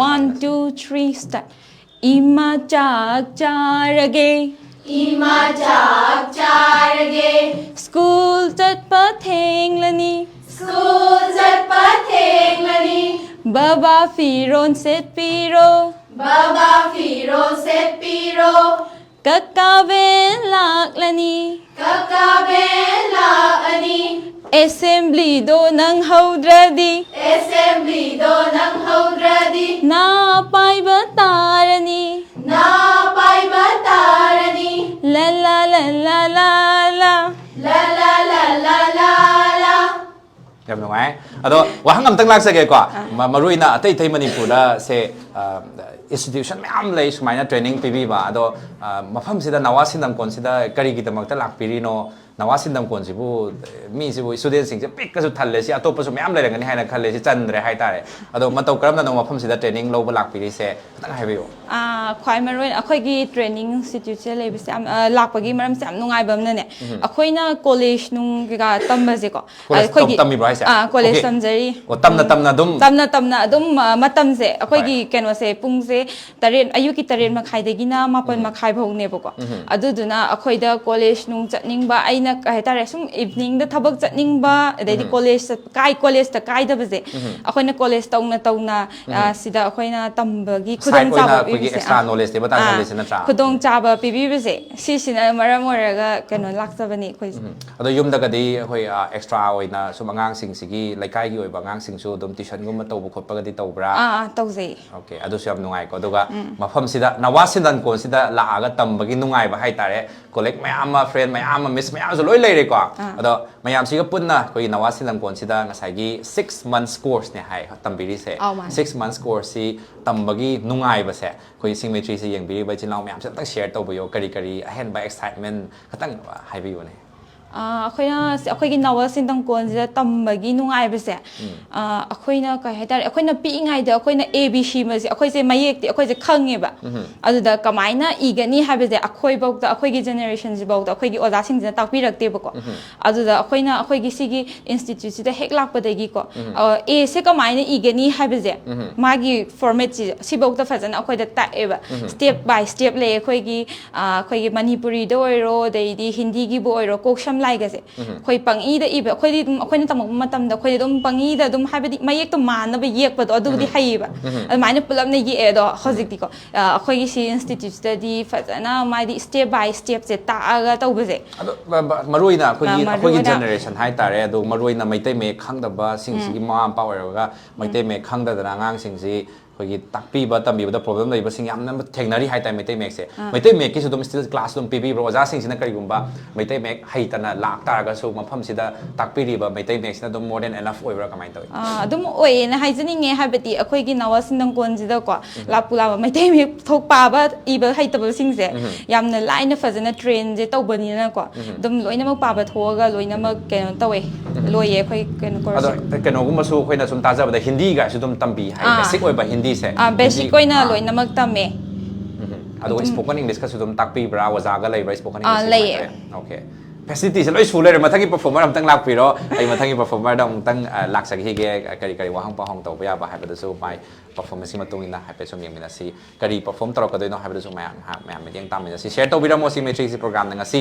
ꯀꯣꯡꯕꯒꯤ ꯀꯩꯊꯦꯜꯒꯤ ꯍꯦꯛ ꯃꯅꯤꯡ ꯊꯪꯕ ꯁꯥꯏꯠꯇ ꯂꯩꯕ ꯊꯣꯡ ꯃꯆꯥꯗꯣ ꯑꯗꯨꯒꯤ ꯊꯣꯡ ꯃꯆꯥꯗꯨꯗꯅꯤ ꯃꯌꯥꯝ ꯑꯩꯈꯣꯏ ꯂꯥꯛꯆꯔꯤꯁꯤꯀꯣ ꯊꯣꯡ ꯃꯆꯥꯗꯣ ꯍꯦꯛ ꯃꯈꯣꯡꯗ ꯂꯩꯕꯅꯤ ꯅꯋꯥ ꯁꯤꯟꯗꯝꯀꯣꯟ ꯍꯥꯏꯅ ꯑꯗꯨꯝ ꯆꯥꯎꯅ ꯊꯦꯠꯂꯒ ꯂꯩꯔꯕꯅꯤ ꯕꯤꯜꯗꯤꯡꯗꯤ ꯄꯤꯛꯂꯞ ꯑꯣꯏꯕꯅꯤ ꯑꯗꯨꯏꯁꯨ ꯃꯅꯨꯡ ꯆꯪꯉꯀꯥꯟꯗ ꯃꯌꯥꯝ ꯁꯤꯒꯤ ꯁ꯭ꯄꯦꯁꯅꯦ ꯂꯩꯔꯤꯁꯤꯀꯣ ꯃꯌꯥꯝ ꯆꯜꯂꯤꯁꯤꯅꯦ ꯑꯝꯇꯪ ꯃꯤꯁꯅ ꯀꯔꯤ ꯄꯔꯐꯣꯔꯝ ꯇꯧ ꯃꯤꯡ ꯑꯝꯇꯪ ꯍꯥꯏꯕꯤꯌꯨ ꯃꯌꯥꯝꯗ ꯑꯩꯒꯤ ꯃꯤꯡ ꯖꯦꯂꯤꯅꯥ ꯀꯣꯟꯁꯝ ꯑꯩꯅ ꯍꯧꯖꯤꯛ ꯁꯛꯇꯣꯏꯁꯤꯅ ꯔꯥꯏꯝꯁ ꯏꯪꯂꯤꯁꯀꯤꯅꯤ ꯀꯔꯤ rhymes good night okay good ꯅꯥꯏꯠꯇꯤ ꯑꯣꯏꯗ꯭ꯔꯤꯀꯣ ꯒꯨꯗ ꯃꯣꯔꯅꯤꯡ ꯑꯗꯨꯁꯨ ꯁ꯭ꯇꯤꯜ ꯒꯨꯗ ꯅꯥꯏꯠ ꯁꯛꯄ ꯇꯥꯔꯦ ꯒꯨꯗ ꯑꯥꯐꯇꯔꯅꯨꯟ ꯍꯥꯏꯕ꯭ꯔꯥ ꯒꯨꯗ ꯅꯥꯏꯠ ꯍꯥꯏꯕ꯭ꯔꯥ ꯑꯗꯨꯝ ꯌꯦꯡꯉꯁꯦ 1 2 3 start good night Good night. sleep tight Sleep tight. wake up bright in the morning light Wake up bright in the morning light. to do what's right To do what's right. with all your might With all your might. ꯌꯥꯝ ꯅꯨꯡꯉꯥꯏ ꯃꯊꯪꯒꯤ performer ꯑꯃꯨꯛ ꯂꯥꯛꯄꯤꯔꯣ good ꯅꯥꯏꯠꯀꯤ ꯑꯩꯈꯣꯏ ꯔꯥꯏꯝꯁꯨ ꯇꯥꯍꯧꯔꯦ ꯑꯩꯈꯣꯏ ꯇꯥꯗꯕ rhyme ꯃꯌꯥꯝꯁꯨ ꯅꯋꯥ ꯁꯤꯟꯗꯝꯀꯣꯟꯁꯦ ꯇꯝꯃꯝꯃꯤꯀꯣ ꯑꯩꯈꯣꯏꯅ ꯄꯤꯛꯏꯉꯩ ꯇꯝꯃꯛꯇꯕ ꯂꯥꯏꯔꯤꯛꯇ ꯌꯥꯎꯔꯛꯇꯕ ꯔꯥꯏꯝꯁ ꯀꯌꯥ ꯑꯃ ꯃꯐꯝꯁꯤꯗ ꯇꯝꯕꯤꯔꯝꯃꯤ ꯌꯥꯝ ꯅꯨꯡꯉꯥꯏꯖꯩ ꯑꯅꯧꯕ ꯑꯩꯈꯣꯏꯒꯤ ꯔꯥꯏꯝꯁ ꯀꯌꯥ ꯑꯃ ꯑꯞꯒ꯭ꯔꯦꯗ ꯇꯧꯕꯤꯔꯝꯕꯁꯤꯗ ꯑꯗꯨꯛꯀꯤ ꯃꯇꯤꯛ ꯅꯨꯡꯉꯥꯏꯖꯩ ꯃꯇꯝꯒ ꯆꯨꯅꯕ ꯔꯥꯏꯝꯁ ꯉꯥꯛꯇꯅꯦ ꯊꯣꯛꯂꯛꯏꯕ ꯃꯌꯥꯝꯁꯦ ꯃꯌꯥꯝꯅ ꯇꯝꯅꯔꯤꯕ ꯇꯥꯛꯄꯤꯔꯤꯕ ꯃꯌꯥꯝꯁꯤ ꯃꯤꯁꯀꯤ ꯃꯤꯡ ꯑꯝꯇꯪ ꯍꯥꯏꯕꯤꯌꯣ ꯑꯩꯒꯤ ꯃꯤꯡ ꯕꯤꯗ꯭ꯌꯥꯄꯇꯤ ꯈꯨꯔꯥꯏꯗꯩ ꯇ꯭ꯔꯦꯅꯤ ꯑꯣꯏꯅ ꯂꯩꯗꯣꯏꯅꯤꯀꯣ ꯌꯥꯔꯦ ꯑꯩꯅ ꯁꯛꯇꯣꯏꯁꯤꯅ ꯒꯨꯗ ꯑꯥꯐꯇꯔꯅꯨꯟ ꯅꯨꯡꯉꯥꯏꯗꯧ ꯃꯥꯜꯂꯦ ꯁꯤ ꯃꯤꯁꯁꯤꯃꯗꯤꯀꯣ ꯃꯥꯏ ꯁꯨꯔꯁꯦ ꯅꯨꯡꯉꯥꯏꯗꯧ ꯃꯥꯜꯂꯦ perform ꯍꯧꯕꯤꯔꯣ ꯍꯧꯔꯁꯤꯀꯣ ready 1 2 3 start good afternoon good afternoon Good afternoon. Good afternoon. oh how do you do Oh, how do you do? I'm very well I'm very well I'm very well. I'm very well. and I hope you And I hope you. ꯌꯥꯝ ꯅꯨꯡꯉꯥꯏ ꯔꯥꯏꯝꯁꯤꯡꯁꯦ ꯃꯊꯪꯗ ꯁꯨꯝ ꯇꯥꯔꯛꯄꯗ ꯑꯉꯥꯡ ꯁꯨꯝ ꯑꯣꯏꯅꯤꯡꯉꯛꯄ ꯑꯗꯨꯒ ꯑꯉꯥꯡꯒꯤ ꯀ꯭ꯂꯥꯁꯇꯒ ꯌꯥꯎꯅꯤꯡꯉꯛꯄꯒꯤ ꯑꯄꯥꯝꯕ ꯑꯃꯁꯨ ꯂꯥꯛꯏꯕꯅꯤ ꯍꯧꯖꯤꯛꯁꯦꯀꯣ ꯃꯊꯪꯒꯤ ꯄꯔꯐꯣꯔꯃꯔ ꯑꯃꯨꯛ ꯉꯥꯏꯔꯁꯤ ꯄꯔꯐꯣꯔꯃꯦꯟꯁ ꯄꯤꯕꯤꯔꯝꯂꯤꯕꯁꯤꯡꯁꯤ ꯃꯌꯥꯝꯅ ꯌꯦꯡꯕꯤꯔꯤꯕ ꯃꯌꯥꯝꯅ ꯀꯔꯤ ꯐꯥꯎꯕꯤꯕꯅꯣ ꯂꯥꯏꯚꯅꯤ ꯑꯩꯈꯣꯏꯅ ꯊꯥꯖꯔꯤꯁꯦ ꯑꯗꯣ ꯃꯌꯥꯝꯅ ꯑꯩꯈꯣꯏꯒꯤ ꯂꯥꯏꯚ ꯁꯦꯁꯟꯁꯤꯗ ꯑꯗꯨꯝ ꯁ꯭ꯇꯤꯜ ꯑꯗꯨꯝ ꯀꯣꯝꯄ꯭ꯂꯤꯃꯦꯟ ꯄꯤꯕꯤꯔꯛꯄ ꯌꯥꯏ ꯄꯣꯖꯤꯇꯤꯚ ꯐꯤꯗꯕꯦꯛ ꯄꯤꯕꯤꯔꯛꯄ ꯌꯥꯏ ꯅꯋꯥ ꯁꯤꯟꯗꯝꯀꯣꯟꯅ ꯀꯟꯅ ꯍꯣꯠꯅꯕꯤꯗꯨꯅ ꯑꯩꯈꯣꯏ ꯁ꯭ꯀꯨꯜꯁ ꯀꯌꯥ ꯑꯃꯗ ꯑꯩꯈꯣꯏ ꯃꯅꯤꯄꯨꯔꯗ ꯂꯩꯕꯤꯔꯤꯕ ꯄꯥꯛ ꯁꯟꯅ ꯍꯥꯡꯗꯣꯛꯅꯔꯤꯕ ꯁ꯭ꯀꯨꯜ ꯀꯌꯥꯁꯤꯗꯩꯁꯤꯗ ꯑꯩꯈꯣꯏꯒꯤ ꯇꯉꯥꯏ ꯐꯗꯅ ꯑꯣꯖꯥ ꯑꯣꯏꯗꯕ ꯌꯥꯗ꯭ꯔꯕ ꯑꯣꯖꯥꯁꯦ ꯌꯥꯎꯗ꯭ꯔꯒꯗꯤ ꯁ꯭ꯇꯨꯗꯦꯟꯠꯁꯦ ꯂꯥꯛꯑꯣꯏꯗꯣꯏꯅꯤ ꯃꯇꯤꯛ ꯆꯥꯕ ꯑꯣꯖꯥꯁꯤꯡꯁꯤ ꯃꯐꯝꯁꯤꯗꯩꯁꯤꯗ ꯑꯩꯈꯣꯏ ꯇ꯭ꯔꯦꯅꯤꯡ ꯄꯤꯔꯤ ꯍꯥꯏꯕꯒꯤ ꯅꯨꯡꯉꯥꯏꯕ ꯄꯥꯎꯖꯦꯜ ꯃꯌꯥꯝꯗ ꯄꯤꯕ ꯂꯥꯛꯆꯕꯅꯤ ꯇ꯭ꯔꯦꯟ ꯇꯧꯕꯤꯅꯤꯡꯕ ꯑꯣꯖꯥꯁꯤꯡ ꯂꯩꯕꯤꯔꯒꯁꯨ ꯃꯐꯝꯁꯤꯗ ꯂꯥꯛꯄꯤꯌꯨ ꯑꯗꯨꯕꯨ ꯑꯣꯖꯥꯁꯤꯡꯁꯤꯅ ꯁꯨꯃꯥꯏꯅ ꯑꯩꯈꯣꯏ ꯇ꯭ꯔꯦꯟ ꯇꯧꯕ ꯍꯧꯔꯛꯄ ꯃꯇꯝꯗ ꯃꯈꯣꯏꯗ ꯂꯩꯕ ꯁ꯭ꯀꯤꯜ ꯁꯦꯠꯁꯤꯡ ꯑꯁꯤ ꯁꯤꯡꯃꯩꯇ꯭ꯔꯤꯁꯨ ꯌꯦꯡꯕꯤꯔꯤꯕ ꯃꯌꯥꯝꯗ ꯑꯩꯈꯣꯏ ꯁꯦꯌꯔ ꯇꯧꯕ ꯂꯥꯛꯆꯕꯅꯤ ꯃꯤꯁꯀꯤ ꯃꯤꯡꯁꯤ ꯑꯝꯇꯪ ꯍꯥꯏꯕꯤꯌꯨ ꯑꯩ ꯃꯤꯡ ꯃꯦꯔꯤꯅꯥ ꯅꯤꯉꯣꯝꯕꯝ ꯕꯥꯁꯤꯈꯣꯡꯗꯩ ꯑꯣꯀꯦ ꯍꯥꯏꯕꯤꯔꯣ ꯑꯩꯗꯣ ꯔꯥꯏꯝꯁ ꯑꯃ 1, 2, 3, start. Always early, never late. Always early, never late. That is the way to be great. That is the way to be great. That is the way to be great. That is the way to be great. โอเคเดี๋ยวต้องไปรอperformer เลยดีป่ะรวยก็ได้มาค่าตาไปสมัยจะรักแกอะตัวเสียงนะฮะงั้นใช้โยกกิสุคลาสยาวเลยนะคนตาเจ็บกว่าโยกกิสุperform ใช้ดีมีโด at least full มากกว่าแล้วก็สู้คือสิ่งที่เลยวิธีไม่ยามสิ่งที่ใครดูปีเดียวนะอะตัวโยกคลาสสู้เดโมไปอาบักตั้งสิยาก็ดี founder น่าจะพิเศษป่ะแต่สินบิวเนี่ยแต่สินบิวเนี่ยก็สู้ใครดี disperse ตัวสู้กว่าอะตัวมาทั้งที่ performer ได้มูลค่ามีนะเสียตัวโยกกิสุต้อง prepare ตัวบิวเนี่ย live สิสาระสีดันนะว่าให้ตาเลยอะตัวตั้งสินบิวตัวกี่ตัวมั้งไม่เอามาดูโยกยาวบีกันแต่ว่าแกนเรามีคารามาคุยกับเทรนนิ่งมาคารามาใครจะปีตาจูเลยหัวรีบักคารามาใครจะดีเต้นตัวบีระกิตัวสิก็สิดา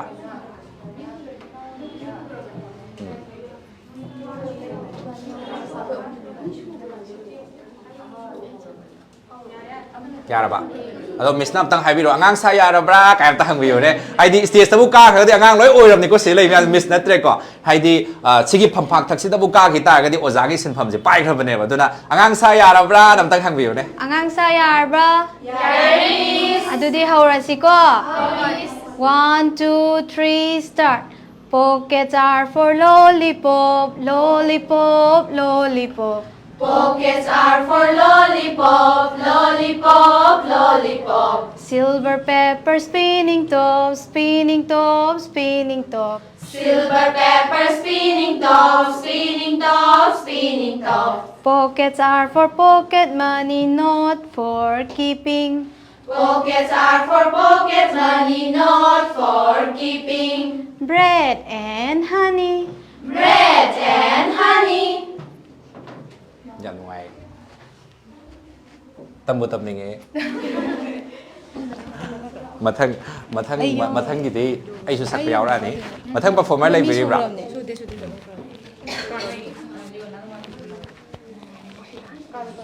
ควายได้สั่งมาแรงสิก็อีน่ะโอ้ยสมัยสมตำมักปะดะไฮดี at least second ไฮดี second สิคุณกูมางั้นแต่ดีคุยอาสามกูที่ตำบีเดียดนะมาจ้าแรงมาจ้าสินตักปีสิควายได้สั่งมาแรงสิก็อีน่ะก็ดีโอ้ยมาให้กี่ไรมินิแกรมก็ดีใส่มินิอันนี้อะตัวพระเราฉลาดประดับหัวจิกี้มาให้กี่ไรเนี่ยดีกว่าได้ช่างมาตัว perform ต้องมีอะไรใหญ่กว่าขณะผมนั่ง prepare ตัวอยู่ด้วย stage อะไรบินนะบ้ามิสกี้มิ่งกำลังให้พี่รอไอ้กิปริยานาไม่รักผมมิสปริยาตรามเราจะรีใกล้กระบะ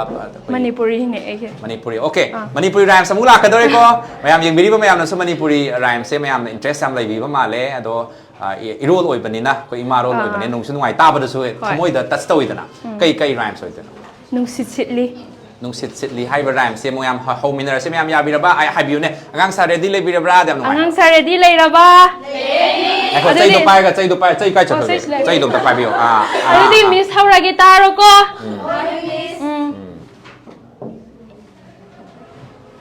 นุ่งสิทธิ์ลีนุ่งสิทธิ์ลีอุริวารีปุ่มนามักอุริวารีปุ่มนามักตับลีไฮหุมลีตับลีไฮหุมลีนมนาสานารีนมนาสานารีโดยเนี่ยแล้วผมจะกินใจดูแต่ก็ไปไม่อยู่เนี่ยใจจะงานเสียงออกฉันแบบงานมีเอาเลยให้นักขัดเสียบอกว่าใช่มารักแต่ฉันนะให้แต่มันนิ่ง last second ยี่ไม่ใช่เสียงออกฉันอะไรให้ขัดเสียมาซ้ำก็จริงนะเลยเราไม่ให้นักขัดเสียบอกว่าas a teacher เราไม่นักกำไมนะงานเสียคุยกี่ใจดีไปเราในคุตตะก่องานเสียกำไมนักกำลังวารักกันยิ่งตั้งพูดอะไรแกงานนี้นะให้ยังสุการอะไรแบบพูดอะไรที่พูดอะไรดิ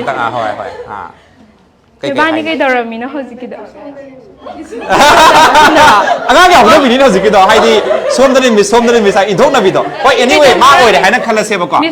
มาดิ้งเอาฉันน่ะนี่เนี่ยมาดิ้งนั่นไอ้นั่นตีนะให้นักกันตัว anyway มาวันเดอโอ้ยนะปันเสร็จแล้วเสียดูก็มาตุ้งแต่นะบ้ากำไมเทียมสิเกให้ไปตรงตั้งอดูกี่อาร์ตตรงมาตามมินสิเขาสิมิสนะถ้าเอาไปรายมันน้อยตาเฮาระบ่ดูน้อยงอกสนายดูก็กี่เนาะมาตุ้งเดิมมันน่าเต่ากันเนาะแอคโตนน่าสันดพูดกันเนี่ยสันดิพูดอะไรก็ให้งงสุการอะไรโอ้ยอ่างผู้บริหารเด็กให้ดีซ้ำๆนะอ่างผู้บริหารเทรนนิ่งมาพร้อมจะยาวเดียวให้พี่บันนี้บัดกี่หันบริหารเทรนนิ่งเดียวว่ามาได้ใจใช่ไหมดีแต่ท่านมาสิมาได้คุยในครั้งสมัยแต่แล้วโดยเฉลี่ยปกี้ loy selapagi rhyme simadi hoji manipuri gi khwai di sang ba haibdo misam tang senbi yu ne hindi gi wali bra okay hindi rhyme so one of the most important ne kwa okay hindi gi rhymes miskin ming am tang haibe yo Liona Naure. Liona Naure kai lam do bi do Ha? kai lam da gi bi do Singdamai Liwa Rotte. yes nang na yes Singdamai 360 gi haibe yo kari karamba rhyme no asi Aina perform saktoise Hindi gi rhymes ama upar chandang haibado. okay ado angang sing se yam lang ba hojik se ko haidi angang se angang haire dana angang se yam lang hojik masam khoina dana daidi boy da isan dana khujin sikna dana tau leire ba oja se chang matam da makhoi gi makhoi gi attention se kamaina sik tawni class hodore haibagi attention se amtang clear tawni se moi se lang lai ni ko moi se moi thok pang wari sa lai se loi kau tho se do angang sing sigi interest hai tare kamai ching jan ni hora se dagi Angang sa noi langa nuko miss nya nungai ba rhymes am salake saksir sakum jira Success is adudi langa dra Langoy. adudi horasi ko Or is ready 1 2 3 start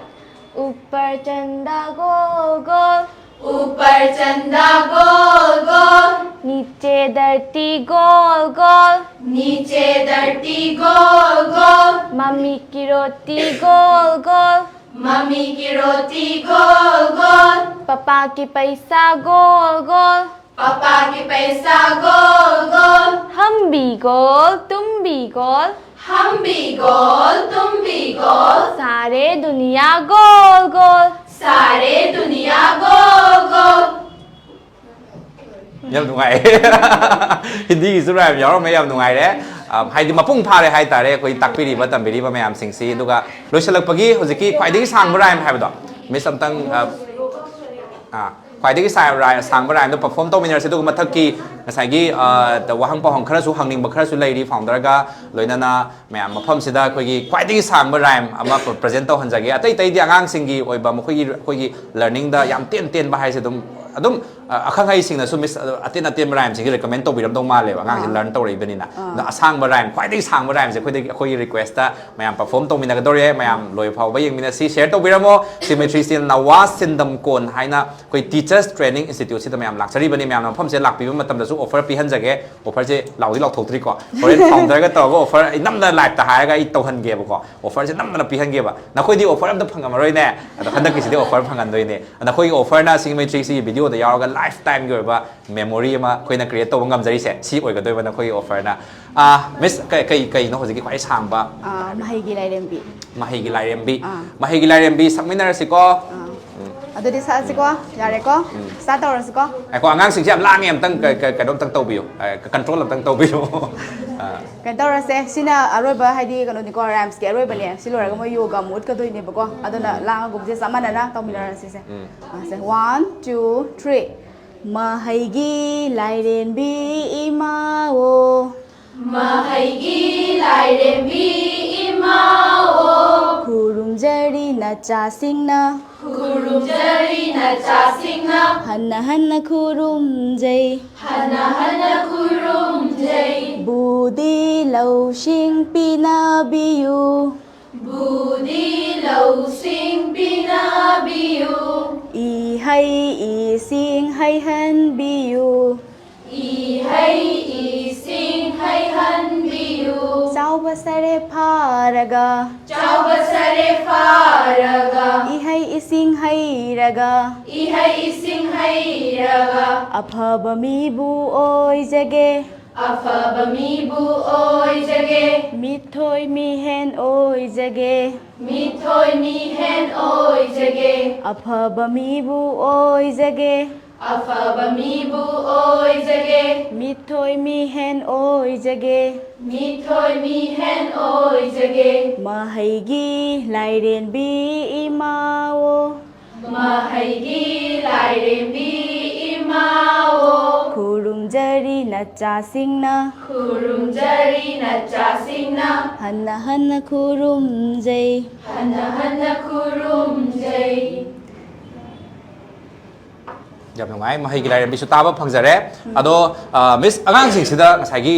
training se sum pibi ba matam da ne wa hang tang lak sa ge ngasai gi angang se ngausan ba ngang mayam ma su thengna ka doi ne ba ko makoi se angang sing se ngausan ba ngang mayam se phu da bi da chai da bi da matau karam na khoi gi angang sing se loina ga dam no hai ba gi technique khar su sum tak pi ram do ma le ba ko live session se sida miss na ngasai gi angang sing se bu train to bi ngai manung training sing se bu train to bi ngai mon da angang ngausan ba yaw matam matau karam na handle to da gi hai ba gi matang do adu gi experience to khoi dam tak share to bi yo ne sumai na angang se loina ga da ba ni phu ba ya de hai ba na ching ma mayam dom tang mayam live ying bi ba mayam sum tang knowledge oi san no ba ko tang hai bi ra se hai di ko hai noi noi ne school ma da puru ba matam da su ko hai di lai bi hai angang do 30 40 mayam lai ra ka doi ni ko lai ra ko kan da hai di angang ama lang nge kai na ga khang lau lau ba do adu ya de ba hai di mai gi manak ta phajna jing sil la ga ko nang smai taw ba phatte hai di mayam tam mi ngai marak sida noi na mana bi na taw ise si phajna onjel la ga taw mi na gi si lo ra ga tiffin cha doi ni sana doi ni hai angang do hai di nungai ba mong da them bi ga da ba ne ba hai di angang do lang nge kai nang ka bai la du ban lang gi ga ino kan khang lau lau ba ya de ba ko moi di makok ta nauri bani na hai di kan lau ba do ya de moi di ta mana makok sa ke doi ni moi di kok sa ko se thok toi ni ko ngang da ado oja na hai se experience ne ing na phajna loina bi ga da ba ne ba hai di mai sahi matang du gi oina dum hai di cái hay ni angang warak pa matam da pi ngai da dai pra ngang jan ba su ya de ba mai step to mai la ka doi ni ko thank you angang warak pagi sudum hai bi re thank you Mike tom tang principal tam pi yo principal da hang bo ya bo hang tang hang sake Mr. aina lak charing se maruina asigi phambi ro ma wara ni angang sing ji mafam sida khoi gi train to bi ba students all together kayam oi bano duga batch se ka sagi 8th batch ne so hai bi re ko ado masagi angang sing si khoi gi 6 months ki course ne so hai bi re karam batch ki oi adu gi tang tang tham bi ne khoi hojik lai ba batch di handak ki khoi 9 suba batch ni ko adu khoi batch amam da khoi na han ba 2017 de hoba je han ba de khoi karo je sitche 10 de hen lawam de ba mi tara de hen lawam ba adu na hai di adu minus sum tarok de gi demand je sum hen galak ba hai tare ko adu na khoi na 20 lawe ado handak ki su khoi adum sidai 2020 ngak ne ado hen galak ba dum yari khoi maru se lai ba space di chau thoroi dam ni mi di demand di hen galak ka doi ne bera ka doi ni ne adu gi di adum khoi na adum kano tarok kani hai tare mi kan hen galak ba matong ina aduga sagi mathak ta kari lai no classroom su lai haina ta jai duga day care center su lai na hain ta jai ko day care na kamai to no karam service on day care da pipi day care gis na khoi gi mama pa khoi gi thabak jathok na ba haidi yum da lobi na ba laita ba ko adugumba adagi di day care har ga khoi dum hai angang do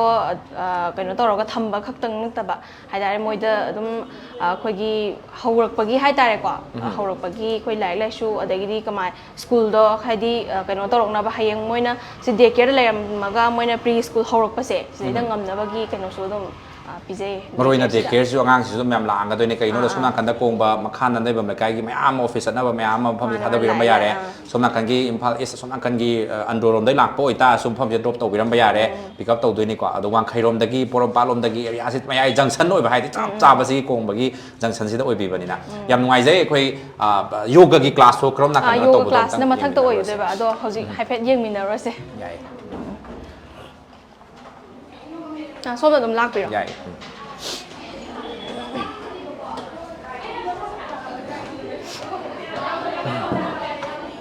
Mayam yoga class yang minasi ko. Yoga gi class yang minasi. Yoga class ko ito. Ado mayam koi lo salak pada si may trisi gi panbiraga lakpi ba isinaw singi na magtasu koi nasagi offer di hanjage ko. Registration gi matang da admission gi matang da tang lak sagi. Mic tom tang PBU ne koi ngasi gi waza da tang microphone tang PBU wasam.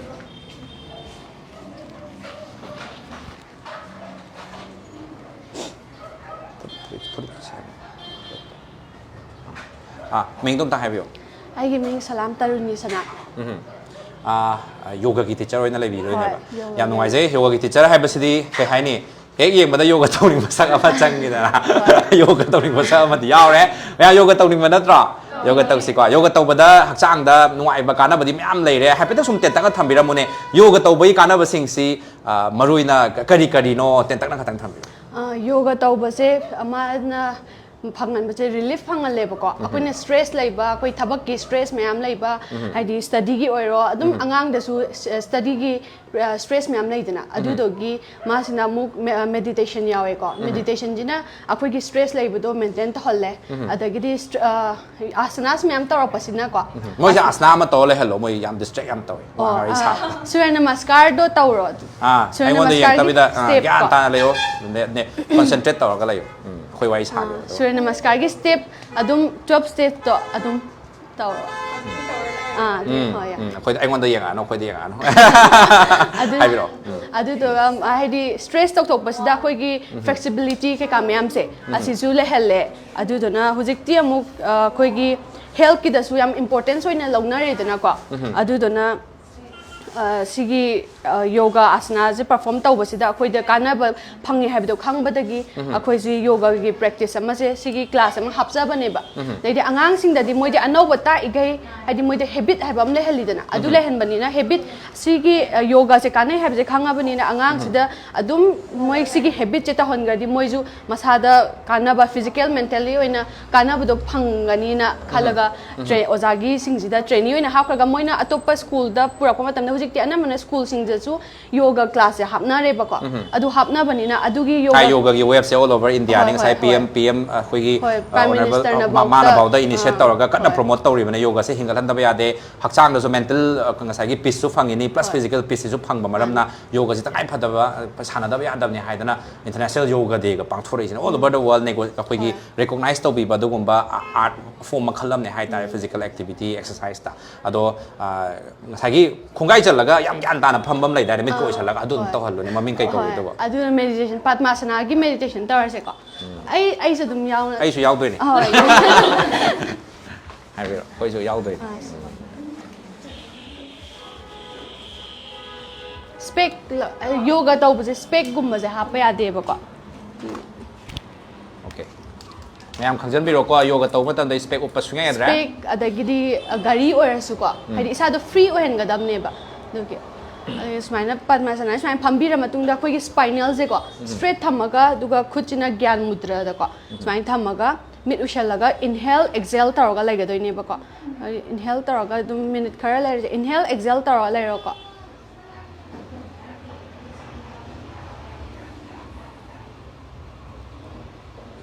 sile matam na isa do tension lai ba de ba haidi mind do free oina laiga da ba ko stress lai ba myam du relief phang doi ne ba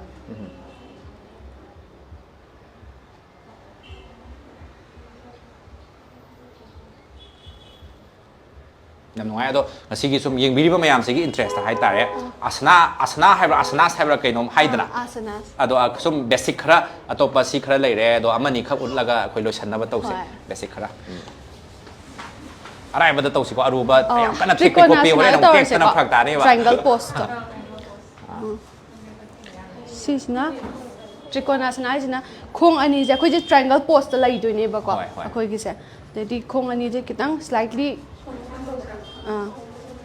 ha ama te are adu to ga khut to thangat pa matam inhale tar thangat piro adu to ga exhale tar ga long thoro adu ga ankle da pairo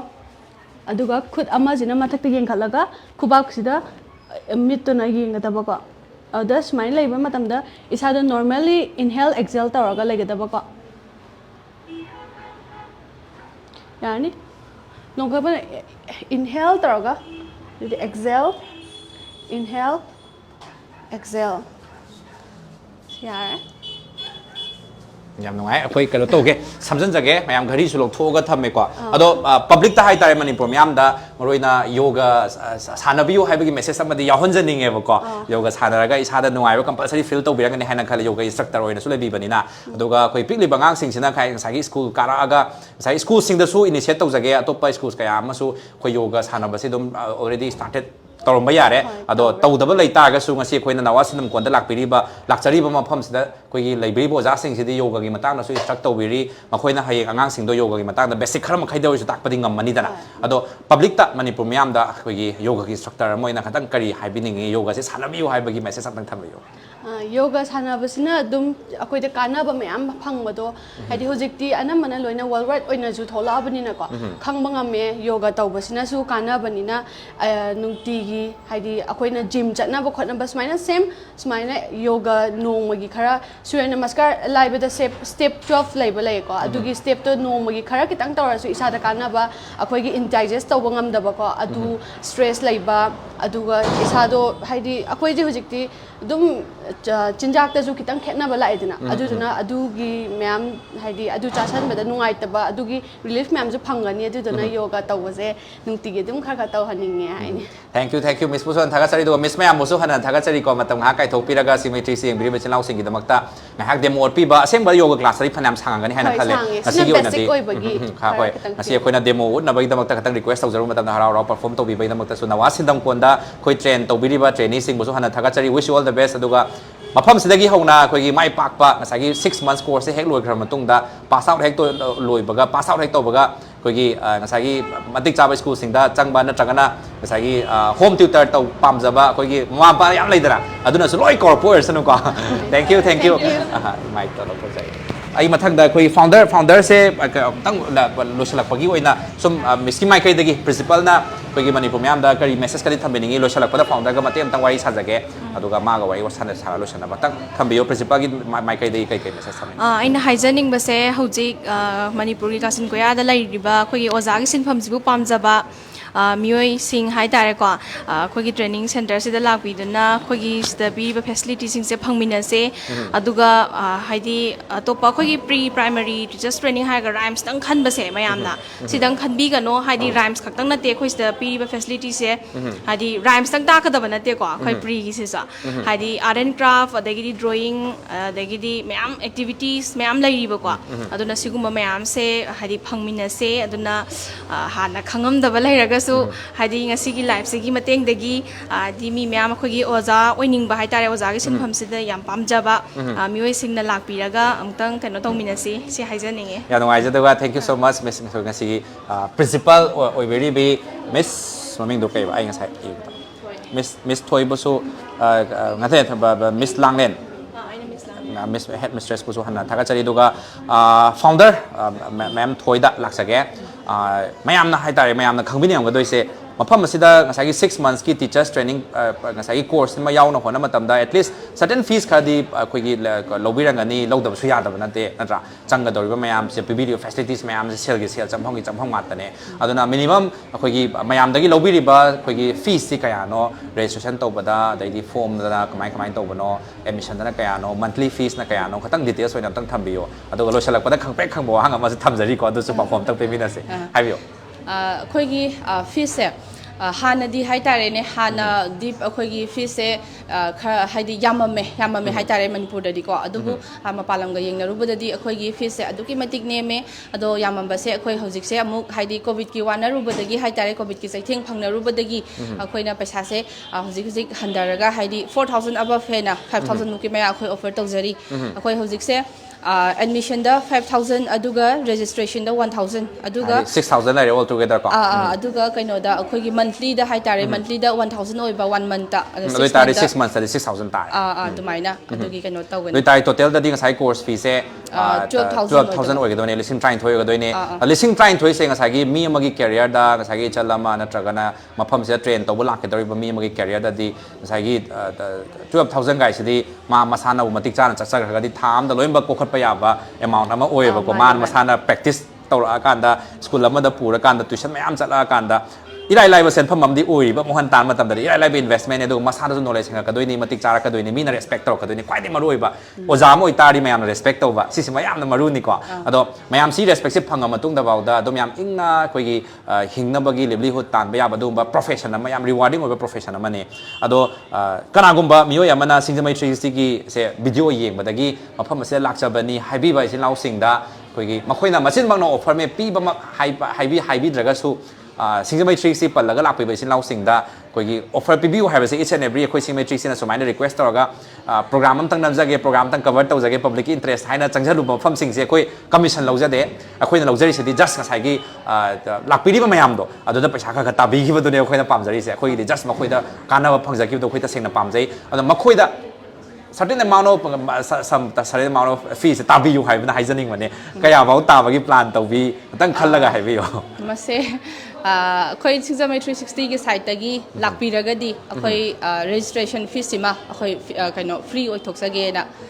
haijari yes adu dinga sagi lupa admission fees ki 5000 leire aduga monthly fees ki 1,000 6,000 lay do all together sai registration fees su 12,000 taramado 1,000 minus bak law ka khaga 12,000 oi ga doi ne ba ado 11,000 oi ga da lising ama tar yam chaw amount oi re ko ado ngasai gi singmai tri si palak ta ga di pi ro no do panu pala ga di pi go offer sima thank you so much aduga koi gi manipur miyam da maroina koi gi public ta kari message kadi thambiningi amtang haibi yo aduga oja sing si kari service koi gi certificate pb haibi matang no suma yamna hangbi rei ko certificate di pb bra 6 months course ki certificate se kari haina ming tholi certificate kadi pi bra kamai to ye ta khoi certificate pi khoi gi 6 months course gi khoi gi certificate se pre primary teachers training kaino course haina ko khoi si certificate plus mark sheet khoi pijai aduga khoi gi training se sidai sida haidi ka haini chang nai na lakpi da ba khoi na mamang da sunga sai no mamang panjagi da 90% job facility na hai khoi 90% job facility hai tar ga sunga sai gi job facility se pirani haidana sai gi angang sina phajana chang nai na lakta tar ga di chang nai na lakta ba haidi attendance poor oi ba hai ba simak tabu ma class ya hodra na ma class attend taw dra na haira roi doi ne khanga roi doi ne ba aduna adumai na haitaba khangdaba oi tar ga di akhoi certificate se akhoi pizade adubu haidi matik chaba akhoi gi haidi kai haini akhoi gi course loirak pada hai tare course loirak pada akhoi exam system tawe adu si exam khoi 50 mark exam tawe si gi exam se pass taw da ya deba pass taw da ya de da kai guma moina pass taw de hai tar su khoina haidi nang adugi subject ma nang fail orem na to o haidena khoi magi keno sima tok han bi de ba haidi akhoi exam se amuka reform fill up taw halaga moi se thabagi khudong saba sima de khoina pb yebo ko adumai torga khoina khudong saba sima pb hai tare yam nuai adu ga khoi gi ngasai gi yengbiri ba mani program da maroi na ngasai gi mama mapa oi ba sing da hai tare khoi gi nawa sindam kon da khoi gi train torba khoi gi trainee sing yam matik chara bani nawa sindam kon ni bu hai tare adongi oja oi lausan bi matam da problem oi roi hai ba gi assurate tawba ngambra hai bi matang da as a founder moi na tang thambiyo mase ai ngamme haina laujai ai wakhalon dadi ngamme haina laujai habadi sumain tawe akhoi gi kaino se akhoi gi course hai tare akhoi gi course se tha manga gi akhoi theory tawre aduga tha amana teaching practice ne ba akhoi teaching practice se atop school sing da chat pa kan da sai gi kai hai tare akhoi gi trainee sing sina akhoi na sidai sida phajana already train tawro chat khrabani na ko moina train tawro chat khrabani na ngasai gi moina teaching practice chat pa matam da hana leirami ba oza sing na hai tare hana leirami ba oza sing duna tawrami ba dudagi akhoi gi chatkiba trainee sing sida henna moida mayam ama tongan ba mayam ama uba phang ba dudagi ko mai tawdana school do lerami ba founder principal sing na akhoi gi trainee se satlauna haidi mass certificate pairaga paijadraga su hai tare ko adum satlaun lausan gi ba ko adum appoint taw gi ba su si baw da mayam ama lei adumaina yam nuai aduga aina ngasi haidi singzamai 360 gi lab thazari basigi khudong saba laujaraga aina mayam da haijaninge haibadi khoi gi pre primary haise mayam na ke haini rhymes training haina khanbi ado khoi gi sidi rhymes training na te pre primary gi ni aduga pre primary se mina di rhymes sakpabu rhymes si ozani rhymes je du sa lore haidana yamna ke haini angang gi oza se am handana khanbi sima di khalhan janing de kai gi no haibada angang haidi pi ngai dagi semgalak doini ba achauba sing tak padudi akhoi gi wakhal da kitang lai na khanjai angang musa sing sidi kamai tawna phamni kamai chatkani adagi kaidawni moi da kem khangba na te ba phata kem ta khangba na te ba kamai tawna pencil je hold tawgani haiba ba khangde ba moi da ko adu sing je khoina loi taklak ka doini ba loi taklaga plus mahai like su tambirakani adagi moi da discipline kari loina already loin tamaka doini ba aduna angangi ozamu luba leite na ai haijaninge aduna mayam na khara kaino tawbiyo respect tawbiyo na haijaninge yam nuai je do respect is still adum tawbirangani kana gumba khangdaba ichinlau kharanaga angang like takpaga se line ri tawbiram be do tawbada angang hotna ba angang ama sumain train tawba hai ta sengna profession amani ta sengna mahai su professional skills course ama lawra matung da tangai phadana angang sing sida tangai phadana tamdaba yadaba angang sing je mama ampa sing je like loi hainai nga tani still angang sing like takpa haitri dune kai no moi angang kamai loina ga ta khangdaba angang mai like ta ka dai khangdaba dugi skills mayam training mayam do lahodaba maram na khangdri ne ba ado mafam sida koi train to biri ba nawa sinam kon da train to biri ba students mayam trainee mayam simadi angang sing sigi damakta well trained to ga le ne pikli ba angang sing buju karai bhawbada karai pen karam na paraga a karam na igani b karam na igani kai ba siumba basic oi ba starter mukhi life ama aham ba da koi education gi lam sida khong thangjala khum matam da tai phada basic sing sima koi gi nawa sinam kon sida takpi na ba ngam bagi potential dum di nawa sinam kon da le biri ba koi gi oja sing na koi trainee sing da koi takpiri tambiri mayam na su nawa sinam kon sida adom na kari gomba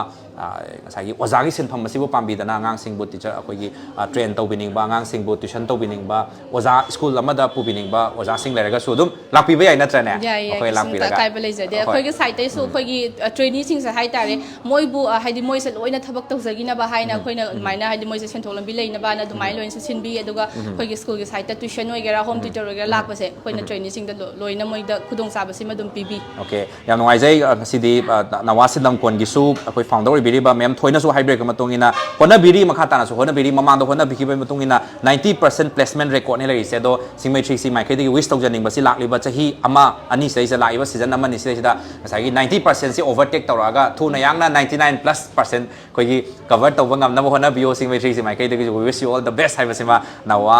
ꯁꯤꯟꯗꯝꯀꯣꯟꯒꯤ ꯉꯁꯥꯏꯒꯤ ꯄ꯭ꯔꯤ primary teachers training ꯏꯟꯁꯇꯤꯇ꯭ꯌꯨꯠꯁꯤꯗꯁꯨ ꯑꯩꯈꯣꯏ ꯁꯤꯡꯃꯩꯊ꯭ꯔꯤꯁꯤ ꯃꯥꯏꯀꯩꯗ ꯋꯤꯁ ꯄꯤꯖꯔꯤ ꯃꯌꯥꯝꯅꯁꯨ ꯑꯩꯈꯣꯏ ꯀꯃꯦꯟ ꯁꯦꯛꯁꯟꯗ wish ꯑꯃ ꯄꯤꯕꯤꯔꯝꯃꯣ thank you so much for your time ꯑꯗꯨꯒ ꯁꯤꯡꯃꯩꯊ꯭ꯔꯤꯁꯤꯅ ꯁꯨꯃꯥꯏꯅ ꯚꯤꯖꯤꯠ ꯂꯥꯛꯆꯒꯦ ꯍꯥꯏꯕ ꯃꯇꯝꯗ ꯅꯋꯥ ꯁꯤꯟꯗꯝꯀꯣꯟꯒꯤ ꯇꯤꯝ ꯃꯦꯝꯕꯔꯁꯤꯡꯅ ꯍꯔꯥꯎ ꯇꯌꯥꯝꯅ ꯂꯩꯕꯤꯔꯝꯕ ꯃꯌꯥꯝꯁꯦ ꯑꯩꯈꯣꯏ ꯄ꯭ꯔꯖꯦꯟꯇꯦꯕꯜ ꯑꯣꯏꯕ ꯃꯑꯣꯡꯗ ꯂꯩꯕꯤꯔꯝꯂꯒ ꯁꯤꯡꯃꯩꯊ꯭ꯔꯤꯁꯤ ꯌꯦꯡꯕꯤꯔꯤꯕ ꯏꯆꯤꯜ ꯏꯅꯥꯎ ꯈꯨꯗꯤꯡꯃꯛꯇ ꯃꯤꯠ ꯅꯥꯀꯣꯡ ꯑꯣꯏꯍꯟꯕꯤꯕ ꯑꯉꯥꯡꯁꯤꯡꯒꯤ ꯏꯝꯄꯣꯔꯇꯦꯟꯁ ꯈꯪꯍꯟꯕꯤꯕꯒꯤꯗꯃꯛꯇꯁꯨ ꯍꯟꯅ ꯊꯥꯒꯠꯆꯔꯤ ꯍꯦꯟꯅ ꯍꯦꯟꯅ ꯃꯥꯏ ꯄꯥꯛꯄ ꯑꯣꯏꯕꯤꯌꯨ ꯍꯥꯏꯕ ꯋꯤꯁ ꯑꯁꯤ ꯊꯝꯖꯕ ꯑꯣꯏꯅ ꯂꯥꯏꯕ ꯑꯁꯤ ꯂꯣꯏꯁꯤꯟꯖꯒꯦ ꯁꯤꯡꯖꯃꯩ 316ꯅ ꯂꯥꯛꯄꯤꯕꯒꯤꯗꯃꯛꯇꯁꯨ ꯊꯥꯒꯠꯆꯔꯤ ꯊꯦꯡꯛ ꯌꯨ